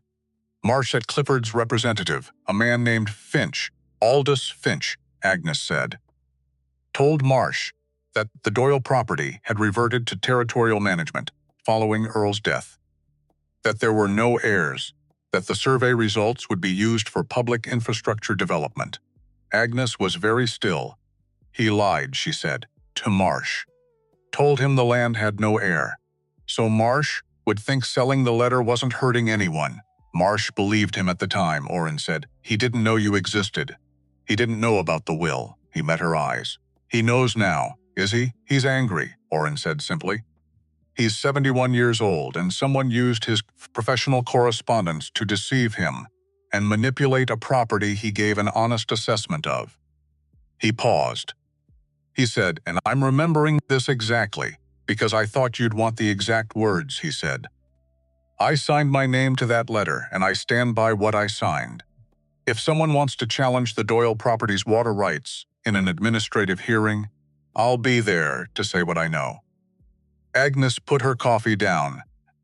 She looked at the tools on the wall in their outlined places, each one traced by her father's hand, so that absence would be immediately visible, so that you'd know right away if something was missing. Nothing was missing. She thought about Clifford in his study in Santa Fe, patient, certain, waiting for the inevitable moment when Agnes ran out of money or will or both. She thought about 30 years of quiet entries in a ledger. She thought about a letter sent to a geologist in 1876 by a man who just wanted an honest answer to an honest question. She thought about Aldous Finch telling Theodore Marsh there were no heirs, no heirs. Like she didn't exist. Like 25 years of a marriage, however much of a marriage it had been, had simply erased the fact of her. She picked up the hammer. "Go eat something," she said to Orrin. "You've been riding for 7 days, Agnes. Go eat. Then come back." She turned to the forge. "We have work." The letter came on a Monday, not from a courier this time. Hand-delivered, slipped under the smithy door before dawn, so that Agnes found it when she came down to light the forge. Sealed with wax, no return address. Her just dim on the outside in handwriting she recognized immediately, because she'd spent 25 years reading it across dinner tables and household books and the occasional note left on the kitchen counter. Clifford's handwriting. Agnes made coffee before opening it. She boiled the water and poured it through the grounds and stood at the window, watching the eastern ridge come out of the dark, the stars fading one by one. As the sky graduated from black to deep blue, to the particular shade of pre-dawn that has no real name but that anyone who's ever been up at this hour knows by heart, she drank half the coffee. Then she opened the letter. It was 3 paragraphs. Clifford always wrote in 3 paragraphs when he was making a business case. Introduction, argument, conclusion, clean, no waste. The man knew how to structure a document. The first paragraph acknowledged that she appeared to be making a go of the property. He called it a commendable effort, in the way that a person calls something commendable when they mean to imply it won't last. The second paragraph outlined what he called the practical realities of her situation, the challenged ownership, the cost of legal defense, the limits of a small smithy's income against the machinery of territorial administration. He didn't mention his role in manufacturing those realities. Of course not. The third paragraph contained his offer. He would purchase the 80 acres at what he called a fair market adjustment, $300, above the assessed value, more than she could make in 6 months. He would withdraw the territorial notice, not acknowledging it was fraudulent, just withdrawing it as a gesture of good faith. She would have 60 days to vacate the property. "I urge you to consider this carefully," he wrote at the end. "The situation as it stands benefits neither of us. This offer represents my genuine desire to reach an equitable resolution." Equitable. There it was again. Agnes folded the letter. She put it on the workbench next to Earl's ledger, next to the tin tube with the map and Marsh's letter, next to the forged territorial notice with its misaligned seal. She looked at all of it. $300. 6 months of her current income. More money than she'd had in her own name since. Ever, actually. Clifford had controlled the household finances. She'd never had her own account. She'd never had her own money in any meaningful sense. $300 would rent a room somewhere. Maybe 2 rooms. It would buy food for a year and some clothes and a decent horse. It would be, objectively, more than she'd had when she walked out of the Santa Fe courthouse with $11 and a deed nobody wanted. She picked up her hammer. She went to the forge. She'd left a piece of flat stock in the fire the night before. She'd known she'd want it warm this morning, some instinct about the work ahead. She drew it out, laid it on the anvil, began to work. The hammer came down once. Twice. He thinks I'm still the woman who signed where Finch pointed, she thought. Each strike, clear, deliberate. He thinks I came out here because I had nowhere else to go, which was true. She had come because she had nowhere else to go. But that's not why I'm staying. She was staying because of 30 years in a ledger. because of an underground water source that would keep an entire valley alive. Because of Eleanor Marsh's skillet and Catherine Beauchamp's stove and Beaumont Hicks's plow blade and a jar of preserved peaches on the windowsill in the morning light. Because of a forged document with a misaligned seal. Because of a geologist in Santa Fe who was 71 years old and angry about having his professional integrity manipulated. Because of a young man who had ridden 7 days and come back with exactly what she needed. Because of an old soldier with a bad leg who showed up every morning and was quietly, steadily building something she couldn't quite name. The kind of support that doesn't announce itself, just appears. Because of her father, who had built from stone when other men built from wood. Agnes worked the iron until the morning shift came on in full and Orrin appeared at the doorway with the look of a man assessing what the day needs from him. She set down the hammer. He made an offer, she said. $300. Orrin waited. I'm not taking it, she said. Orrin nodded. Once. Like this had been obvious. Then we need to call the hearing, he said. Yes. Silas will know how to file. Yes. Agnes looked at the piece she'd been working. It had started as flat stock. Now it was the beginning of something else, a hinge. Heavy duty. The kind meant for a door that needs to last. She picked up the tongs. Turned the piece over. Get Silas, she said. Tell him we need the hearing request filed this week. Orrin was already moving. Silas filed the request in person. Rode to Santa Fe himself, 3 days there and back, his bad leg notwithstanding. He said his knees could argue with him all they wanted on the way back, but they'd have the dignity to stay quiet on the way there. The administrative hearing was set for 6 weeks out. 6 weeks. Agnes looked at that number and thought about what it meant. 6 weeks of working. 6 weeks of the forge of customers, of the slow accumulation of the tin box and the slower accumulation of something she couldn't put in a tin box. The sense that this place was alive again, that Earl's building was doing what it was built to do. 6 weeks of Clifford in Santa Fe knowing she hadn't folded. He'd expect her to change her mind. He'd expect her to look at the tin box and look at the hearing date and do the math and find it doesn't work and come to him. She looked at the tin box. $63 now. She looked at the ledger. The people in this valley know this building. Earl had written. They know what it meant to have a light on here when things went bad. Agnes thought about the 47 families in the ledger. She thought about what it might mean to ask them to show up. Not to beg, not to perform. Just to show up and tell a territorial administrative board what Earl Doyle had done for them, and what daughter was doing now, and what his daughter was doing now, and what this building meant to the valley that had grown up around it. She sat with that thought for a while. Then she went to find Silas. The week before the hearing, Agnes found a second letter from Clifford. This one was shorter. 1 paragraph. You are making a mistake, it said. I sincerely hope you reconsider before this becomes something neither of us wants it to be. Agnes read it once.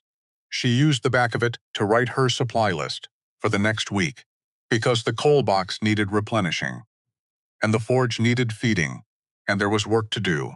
2 nights before the hearing, Agnes went upstairs. She'd done this every night since she'd arrived. Slept in Earl's chair sometimes, slept on the bed sometimes.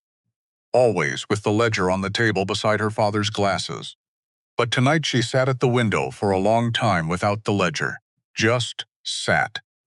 The Cimarron Ridge was black against a sky so full of stars, it looked like someone had been careless with light. She thought about herself at 20. At the woman she'd been then, bigger already than what Clifford had expected, louder in her opinions, faster in her hands, more comfortable in a smithy than a parlor. She'd tried to fold that woman down to fit. Had tried for 25 years. Had come close enough to losing her that she'd stopped being sure the woman still existed. And then she'd spent 8 weeks at her father's forge. And the woman had just come back, like she'd been waiting behind the door the whole time. Not knocking, just waiting. Patient in the way that certain things are patient because they know they're essential. Agnes looked at her father's reading glasses on the table. She didn't touch them, just looked "Hi, Papa." She put out the lamp. Outside, the coyotes were at it again on the ridge. That ancient conversation they've been having with the dark for 10,000 years. That call and response. That question and answer that never quite resolves, never quite stops. She listened. The tin box had $78. She had a geologist in Santa Fe who was coming to tell the truth.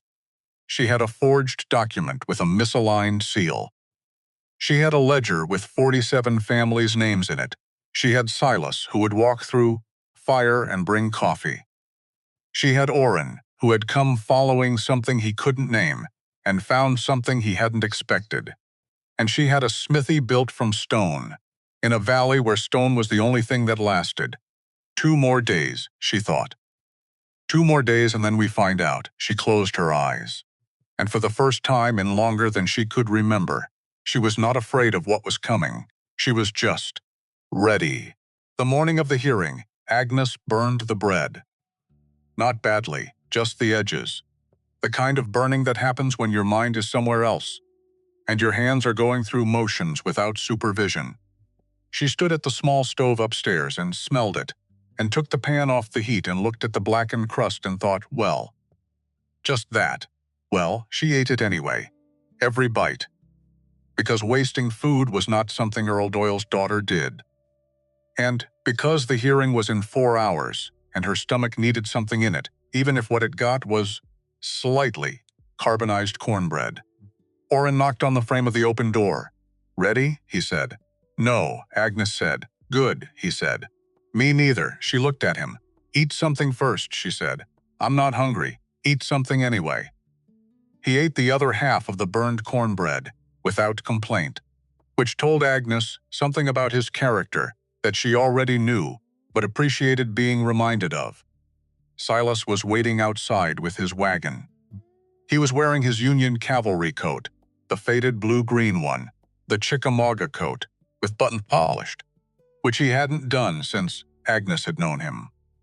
Polished buttons on a coat he'd worn through a war and a decade of postal routes, and 12 years of Thursday card games with Earl Doyle.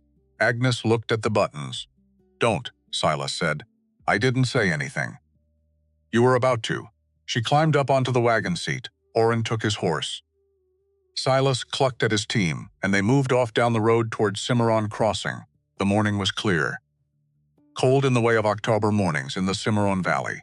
Not the gentle September cold, but the sharper kind that means business.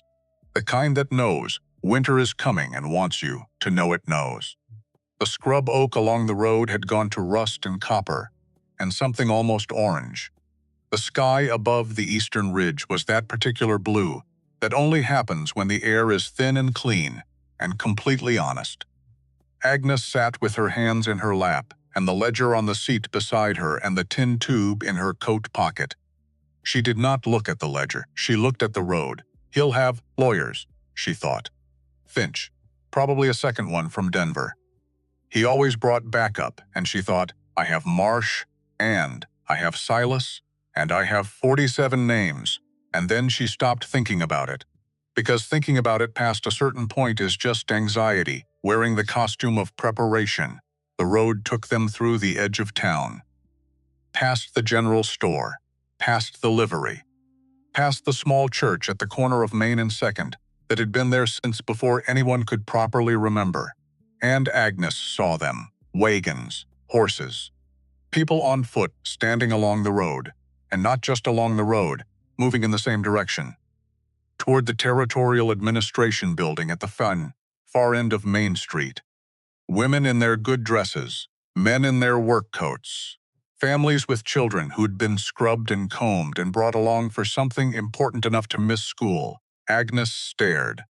Silas, she said. I see them, did you? I told you, he said. I told you Earl Doyle was known in this valley. He hadn't told them to come. She knew that. He'd told her he hadn't made any formal request. He'd simply mentioned, in the course of things, the date and the nature of the hearing and what was at stake. And the valley had decided on its own, because that's what valleys do when they remember something. The Cimarron Crossing Territorial Administration building was a one-story adobe structure on Main Street that served as courthouse, land office, tax collection point, and the occasional setting for town meetings when the weather was too bad for the church. It had 3 rooms, 2 benches, a table at the front where the hearing officer would sit. It held, comfortably, about 30 people. There were more than 30 people outside when Agnes arrived. She climbed down from the wagon and stood in the street and looked at them. Eleanor Marsh with her cast-iron skillet. She'd brought it, just held it in her arms like it was proof of something which it was. Beaumont Hicks, the farmer with the repaired plow blade. Catherine Beauchamp, the family with 4 children who'd had the broken wheel hub. People Agnes had served in the past weeks. People she hadn't served, people she'd never seen. People who had simply heard and come, and older people. The ones who remembered Earl, an elderly man who said nothing, just stood with his hat in his hands. A woman who'd driven in from the north end of the valley, a 2-hour drive, because in 1866, Earl Doyle had sat with her husband through 3 nights of fever and wouldn't leave until the fever broke. They stood in the October morning, not dramatic, not performing, just present. The way people are present when something matters. Agnes looked at them. Her throat did something she hadn't given it permission to do. She pressed her lips together, breathed through her nose. The way you stop a thing before it starts because you need to be steady for what's coming. Agnes. Silas, beside her, quiet. I'm fine, she said, I know. Don't look at me like that. I'm not looking at anything. She straightened her back. She was a large woman, tall, heavy. The kind of woman who took up space whether she meant to or not. For 25 years, she'd tried to take up less, to fold, to accommodate. She was done with that. She walked to the door of the administration building. The crowd parted, quietly. The way water parts for something that knows where it's going. Inside, the room was already half full, and there was Aldous Finch's gray suit, gold watch chain, collar ironed. He was seated at the respondents' table with another man Agnes didn't recognize, younger, sharper-faced, carrying a leather document case that looked like it had been bought recently and expensively. Denver, Agnes thought. That would be the Denver lawyer. Finch looked at Agnes when she entered. His expression did something small, almost nothing. Just a micro-adjustment, the kind a professional face makes when it encounters something it wasn't fully expecting. Which was Agnes Doyle Weston, walking in straight, not uncertain, not apologetic, carrying a tin tube and a ledger, and the calm of someone who has spent 6 weeks every day and has therefore made peace with the essential fact that difficult things can be worked. Finch recovered quickly. He was good at recovering, Mrs. Weston, he said. Mr. Finch. Agnes said, that was all. She went to the petitioner's table, sat down, put the ledger on her left. The tin tube on her right. Silas sat beside her. Orrin stood at the back of the room, and behind them, the people of the Cimarron Valley filled every inch of available space. Sat on the benches, stewed along the walls, spilled out the door, where the rest of them waited outside in the cold October morning. Patient and quiet, Finch looked at the room. His eyes moved across it in one sweep. Then he looked at his Denver colleague. Something passed between them, fast, professional, unreadable by anyone who wasn't trained to read it. Agnes read it anyway. He didn't expect this many people. Good. The hearing officer was a man named Roland Pickett, Territorial Administrator, Cimarron District.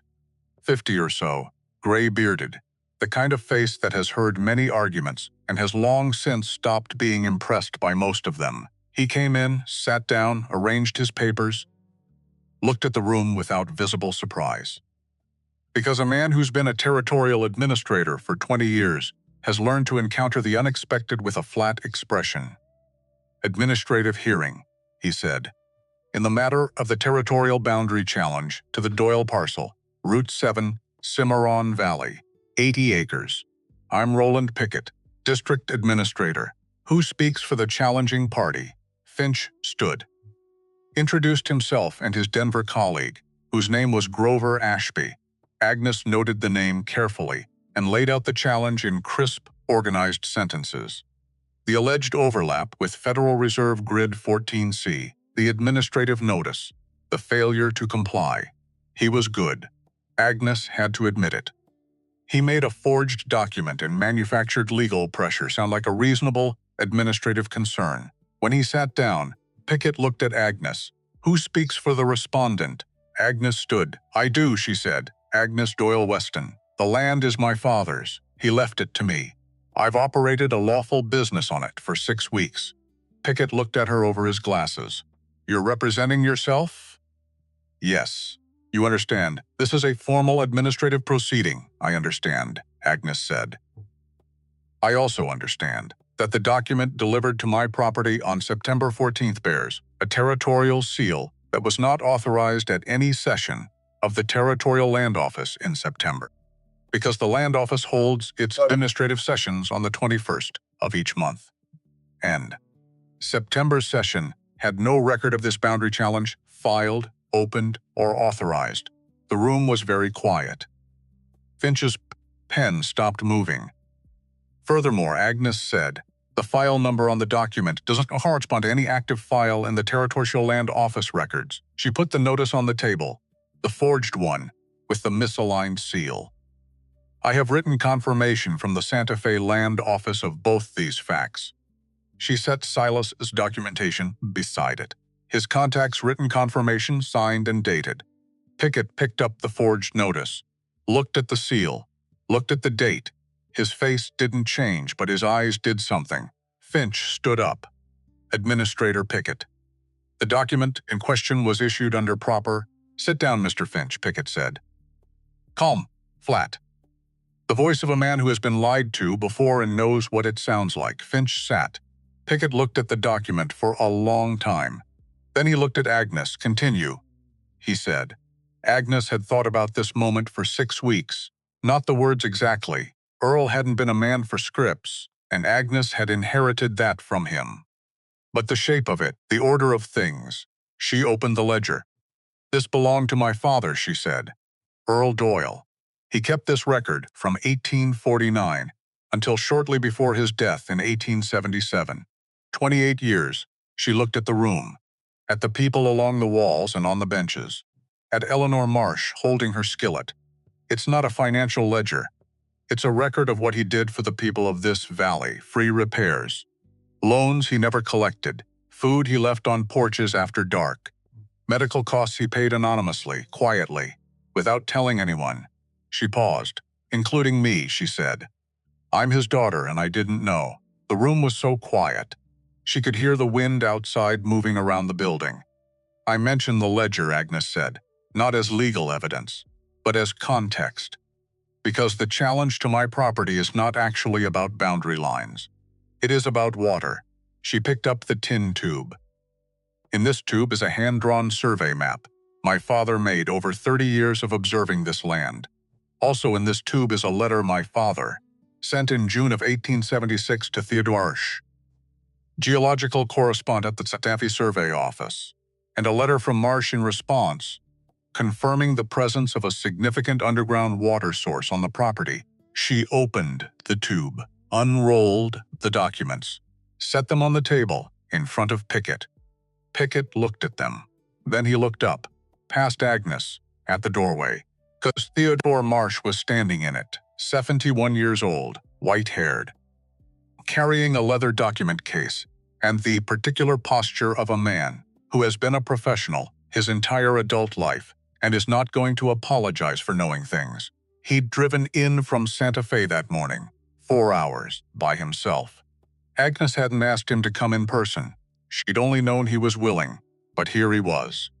Finch looked at Marsh, and Ashby looked at Finch, and a great deal of information passed between them in about 2 seconds. Agnes kept her face still. "Mr. Marsh," Pickett said. "Administrator Pickett." Marsh came forward, set his case on the table. "I have my copies of the correspondence in question.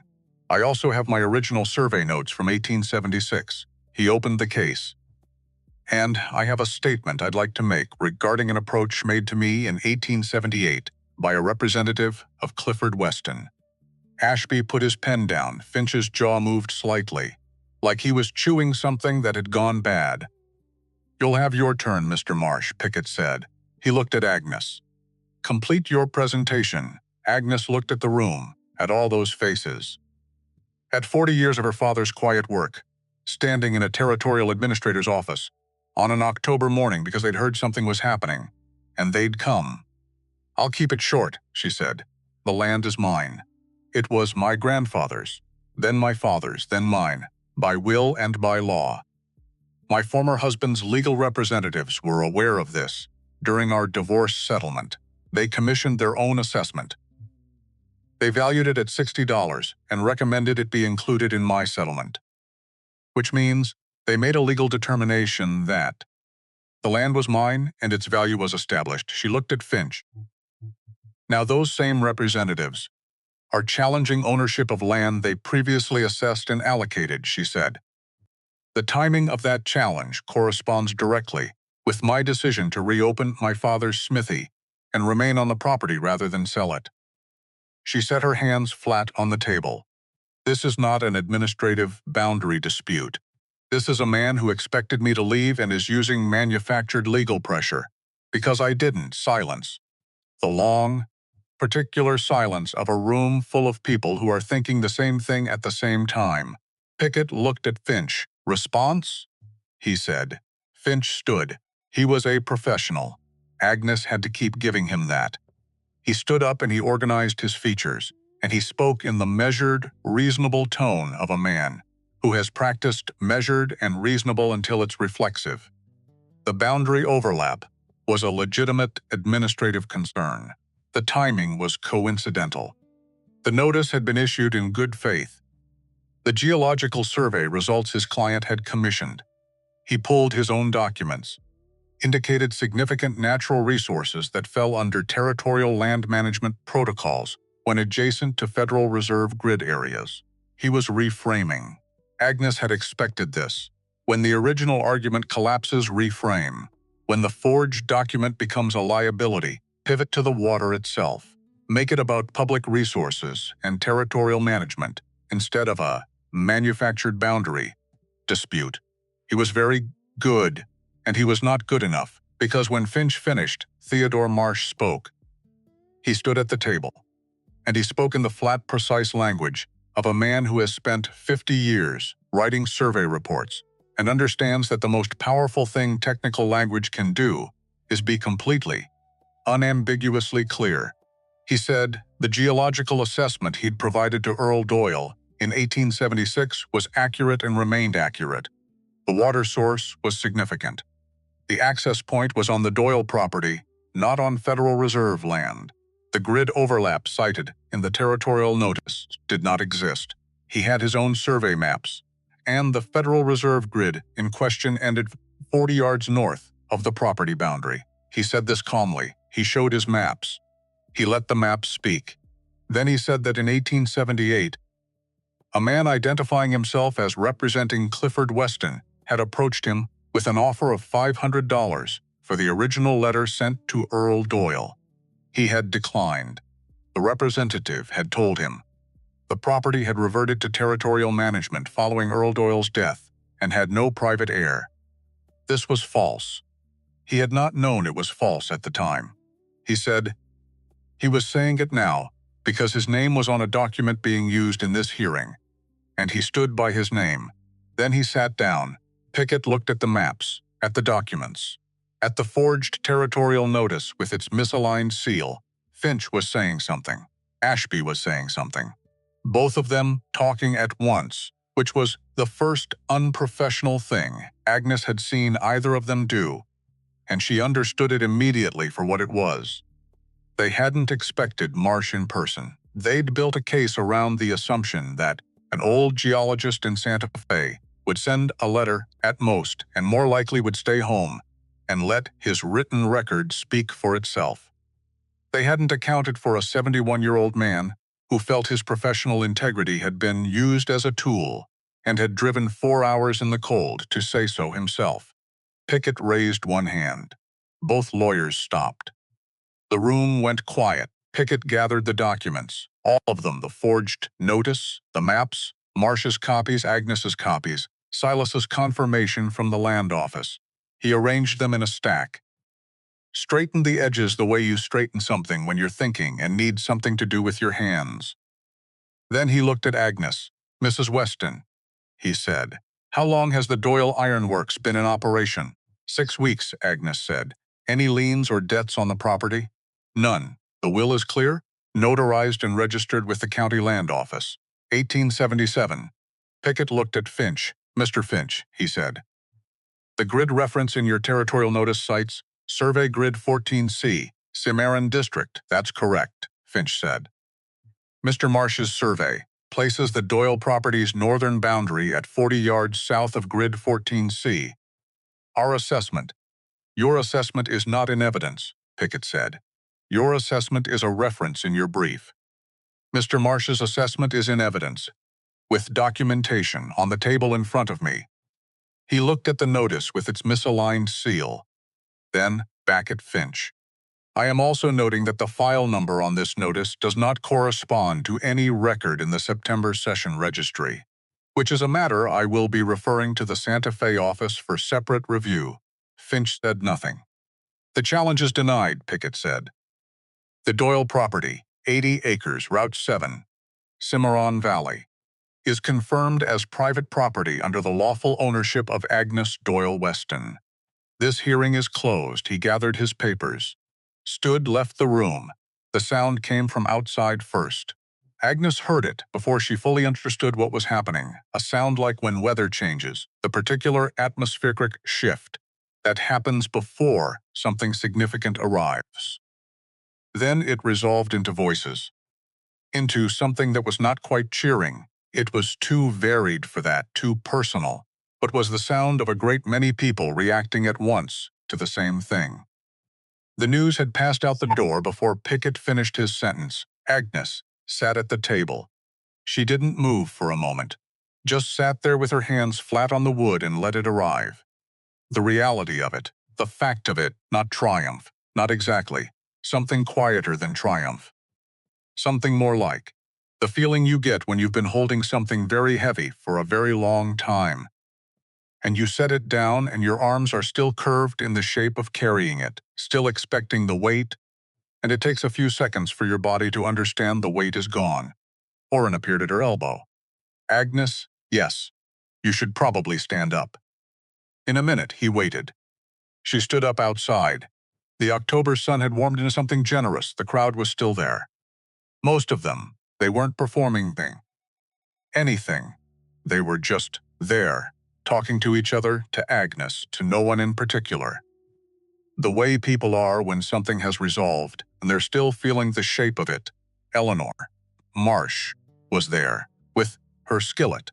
"I brought this," she said, "because I wanted there to be something Earl had touched. Something that came from his hands." She looked at the skillet. "Is that foolish?" "No," Agnes said. "He would have said it was foolish, probably," Agnes said. "He was wrong about himself sometimes." Eleanor looked at her. Then she smiled. The kind of smile that has a lot of history behind it. Beaumont Hicks shook Agnes's hand with the formal thoroughness of a man who takes handshakes seriously. The elderly man Agnes didn't know, the one who had stood with his hat in his hands, came forward and said only that Earl Doyle had kept his family from losing their farm in 1871, and he'd spent 9 years trying to pay it back, and Earl wouldn't take it, and now he was here instead, and he hoped that was enough. Agnes told him it was more than enough. She met 100 eyes and heard 100 variations of the same thing. "Earl helped us once. We're glad you're here. We're glad the smithy's open." And each one landed somewhere. The way things land when you've been away from them for too long, and then you come back and they're still there. Still real. Still meaning what they always meant. Finch left. She saw him crossing the far end of Main Street toward his horse, quickly, without looking back. Ashby was already ahead of him. Good. Let them go. Silas appeared at her elbow with coffee. Where he'd gotten it, she had no idea, but the man had a talent for producing coffee at significant moments that she'd stopped questioning. "Well," he said. Don't make a speech, Agnes said. I wasn't going to make a speech. You had the face. What face? The speech face. She took the coffee. Thank you. For Santa Fe. For all of it, Earl would have done it, Silas said. Earl's not here. No. He looked at the crowd, at the valley, at the October sky. But something of him is. Agnes drank her coffee and didn't argue, because some things are just true. Clifford came 3 days later. She'd been expecting it. Not the timing. She hadn't known the day. But she'd known he'd come, because Clifford was not a man who accepted the end of a thing without confirming it himself. He had to see. He had to assess. Even in defeat, he needed to be the one who evaluated the situation. She heard his horse on the road and came out of the smithy to the door. Not because she was waiting for him, because she'd been about to go check on the water barrel, and the sound happened to coincide. He came alone. That was unexpected. No Finch. No lawyer. No representative. Just Clifford Weston on a good horse, alone, riding down a Cimarron Valley road in October. He was 54. He looked it, maybe a little more. The tan was still there, the good coat, the pressed collar. But something around his eyes had changed since the last time Agnes had seen him clearly, which was the day she'd signed her name 4 times, and the marriage became a stack of documents in a manila folder. He stopped his horse at the edge of the property, looked at the smithy. At the new porch railing Orrin had put up last week, pine and straight and solid. At the sign above the door, Dostyle Iron Works, which Agnes had repainted herself, the letters cleaner now. The D still slightly larger than the rest because she'd kept it that way on purpose. He looked at all of it for a long time. Then he looked at Agnes. She waited. You stayed, he said. I did. I was certain you wouldn't, I know. He turned the reins once in his hands. A nervous gesture she recognized from 25 years of watching his hands. He wasn't aware he did it, the water, he said. The territorial challenge is over, Agnes said. Yes, he was quiet. I've been informed. Another silence. The wind moving through the scrub on the ridge. A hawk somewhere up high, invisible, calling once. Clifford looked at the sign again. I didn't think it was worth anything, he said. When they assessed it, $60. I believed that. Agnes looked at him. No, you didn't, she said. Not cruel, just clear. He didn't answer. And his not answering was its own answer. Why did you come, Clifford? She said. He looked at her, and Agnes saw something on his face that she didn't expect and couldn't have predicted. Not the assessment, not the calculation. Something else, something underneath. Something that might have been, once, the person he was, before he became so very good at everything he'd become good at. When did you become this person? He said. Not hostile, almost wondering. Agnes considered the question. I always was, she said. You just didn't look. He sat with that. He sat with it long enough that it clearly went somewhere. Then he straightened in the saddle, settled his hat. The Clifford she knew returning like a curtain closing. I won't contest the property further, he said. You have my word. Your word is noted, Agnes said. He turned his horse. Rode back down the road the way he'd come. She watched until he rounded the curve, past the dry creek bed and was gone. She stood there, a moment, in the place where he'd been. Then she went back inside because the forge was going. And there was iron in the fire. The letter from Earl was in the back of the ledger. She'd known it was there. She'd found it in the first week, the sealed envelope tucked into the back cover, her name on the front in Earl's handwriting. She'd looked at it and put the ledger down and hadn't touched it, because she'd known. The same way you know certain things about yourself that you can't articulate, but are completely certain of, that she wasn't ready. That reading it too soon would be like opening a window in a storm. Better to wait until the storm was done. The storm was done now.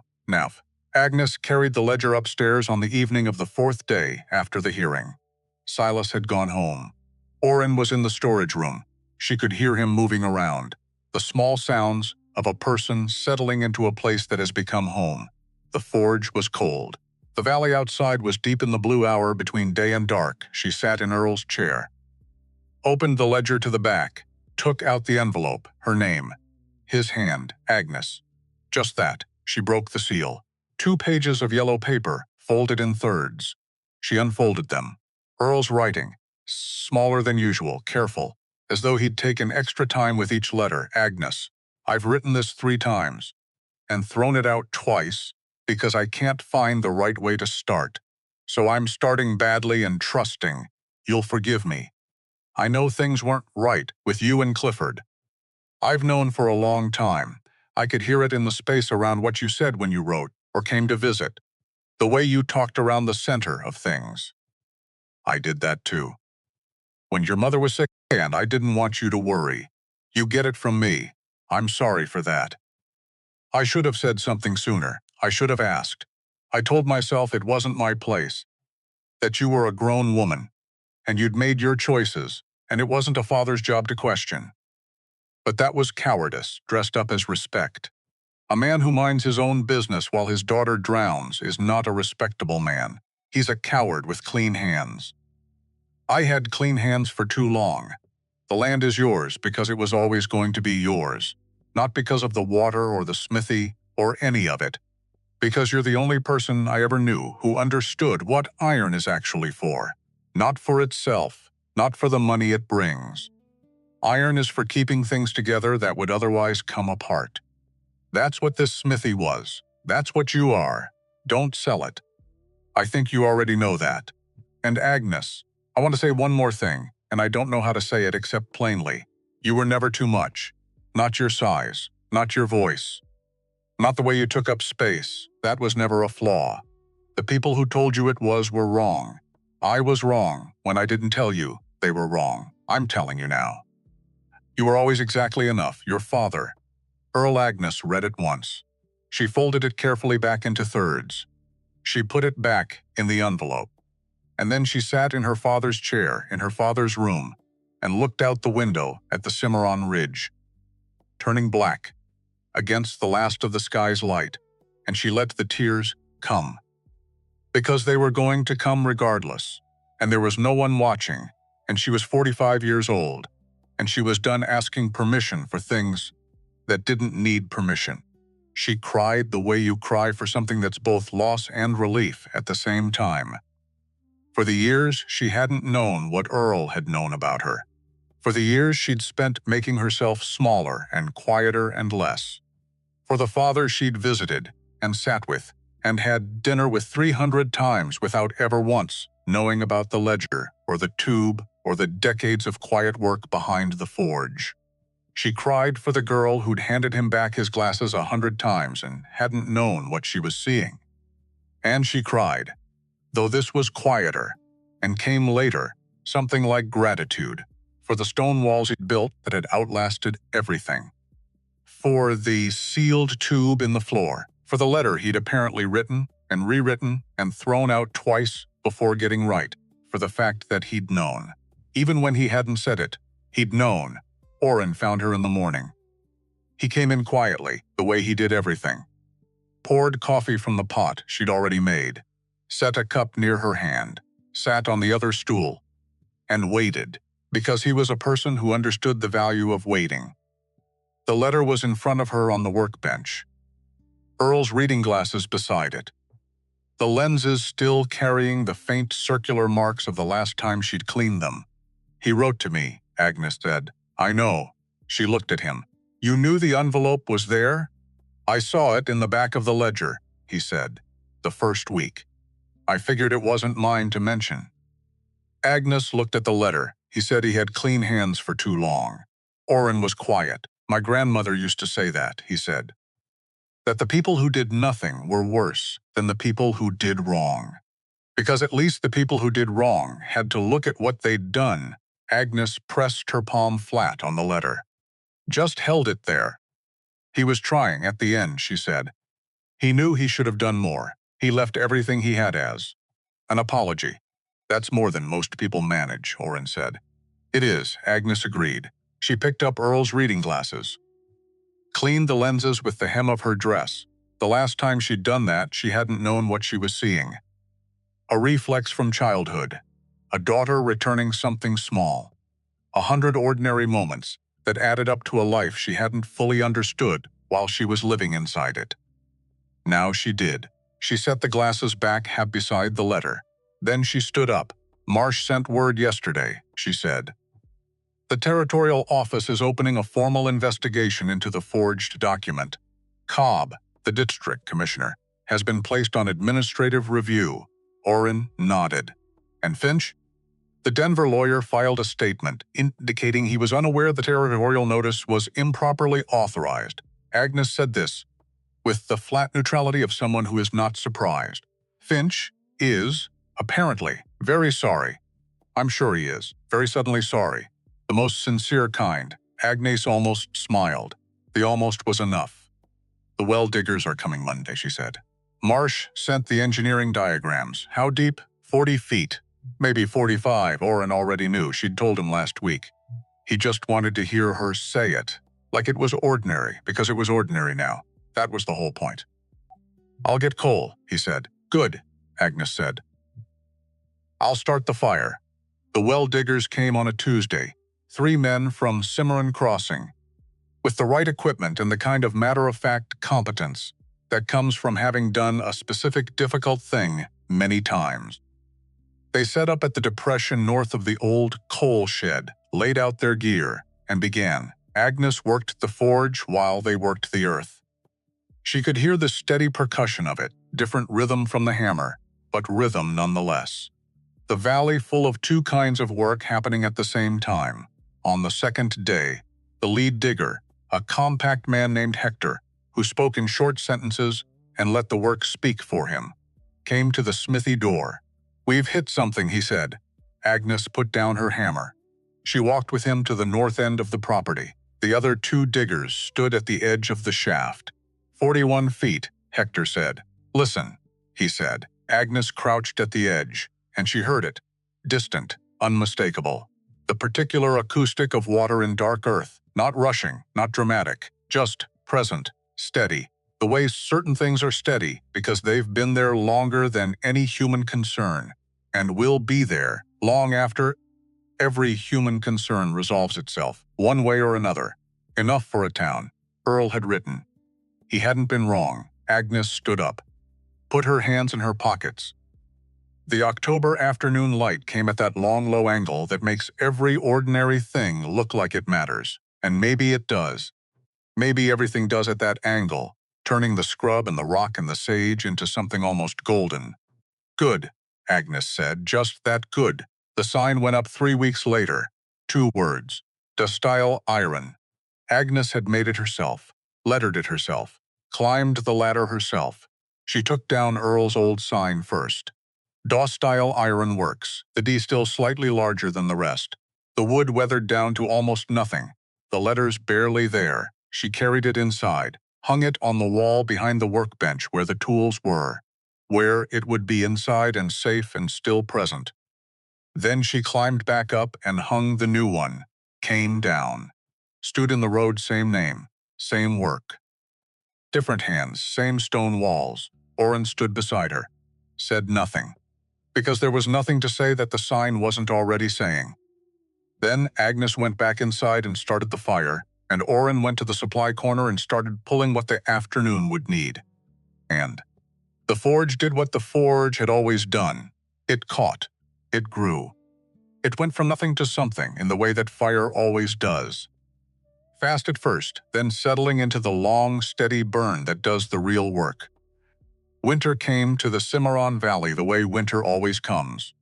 Gradually and then all at once, one morning waking up to a transformed world, the sage dusted white and the ridge behind it, startling against a blue sky that looked different than any other blue because of what it was doing.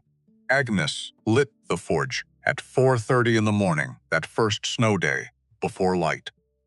Before anything, she stood at the bellows and worked them and watched the fire come up and felt the familiar warmth building and thought about nothing in particular, which was its own kind of thinking. The well was capped now and properly sealed, a hand pump installed at the top, 2 others already planned, for the town center and the east side of the crossing. 3 weeks until the first one was operational. 3 weeks until the Cimarron Valley stopped worrying about the creek level. The lockbox, she'd stopped calling it the tin box, had $112 in it, plus the fuel contract for the winter supply run, plus the Alderman family account for ongoing plow work. Not wealthy, not close to wealthy, but the kind of solvent that means you make decisions from possibility instead of desperation, which was more than she'd had, which was enough. Orrin came downstairs at 5, poured coffee, came to stand near the forge because that's where the warmth was. First snow, he said. Yes. You ever work a forge in heavy winter? I did until I was 17, Agnes said. Then I stopped for 25 years, she adjusted the bellows. Turns out the forge doesn't know the difference. Orrin drank his coffee. My grandmother used to say, he said, that the things you're meant to do will wait for you. They don't go anywhere. They just wait. Agnes looked at the fire. She sounds like she was wise, Agnes said. She was stubborn, Orrin said. Which I think is the same thing sometimes. Agnes thought about that, stubborn. The word Clifford had used, always with a particular curl to it, as though stubbornness were a defect of character, rather than a refusal to be moved by the wrong forces. She thought about Earl, who had built from stone when other men built from wood, because he'd watched wooden things burn and decided he was done with that. Stubborn. From where Agnes stood, that looked exactly right. She set down the bellows, picked up the hammer. The iron in the fire was ready. She could see the color, that particular orange-white that means it's time.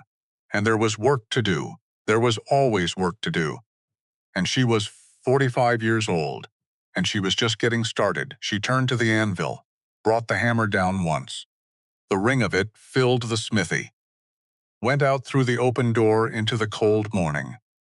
Into the snow-dusted scrub, the quiet road in the valley, still waking up to what it had become. Twice, the iron taking shape under her hands. Giving way not because it wanted to, but because the force applied was correct and the heat was right and the time was now. 3 times. Outside, the sun came over the Cimarron Ridge, turning the snow to something almost golden, making the ordinary world look like it meant something, which it did, which it always had. Agnes Doyle Weston stood at her father's anvil in her father's smithy, and she worked the iron, and she did not apologize for the space she occupied, and she did not fold herself small, and she did not wait for anyone to tell her she was enough. She already knew. She'd always known. She just needed to come home, to remember. The hammer came down. The forge burned. Outside, docile iron stood against a white winter sky, and the iron held.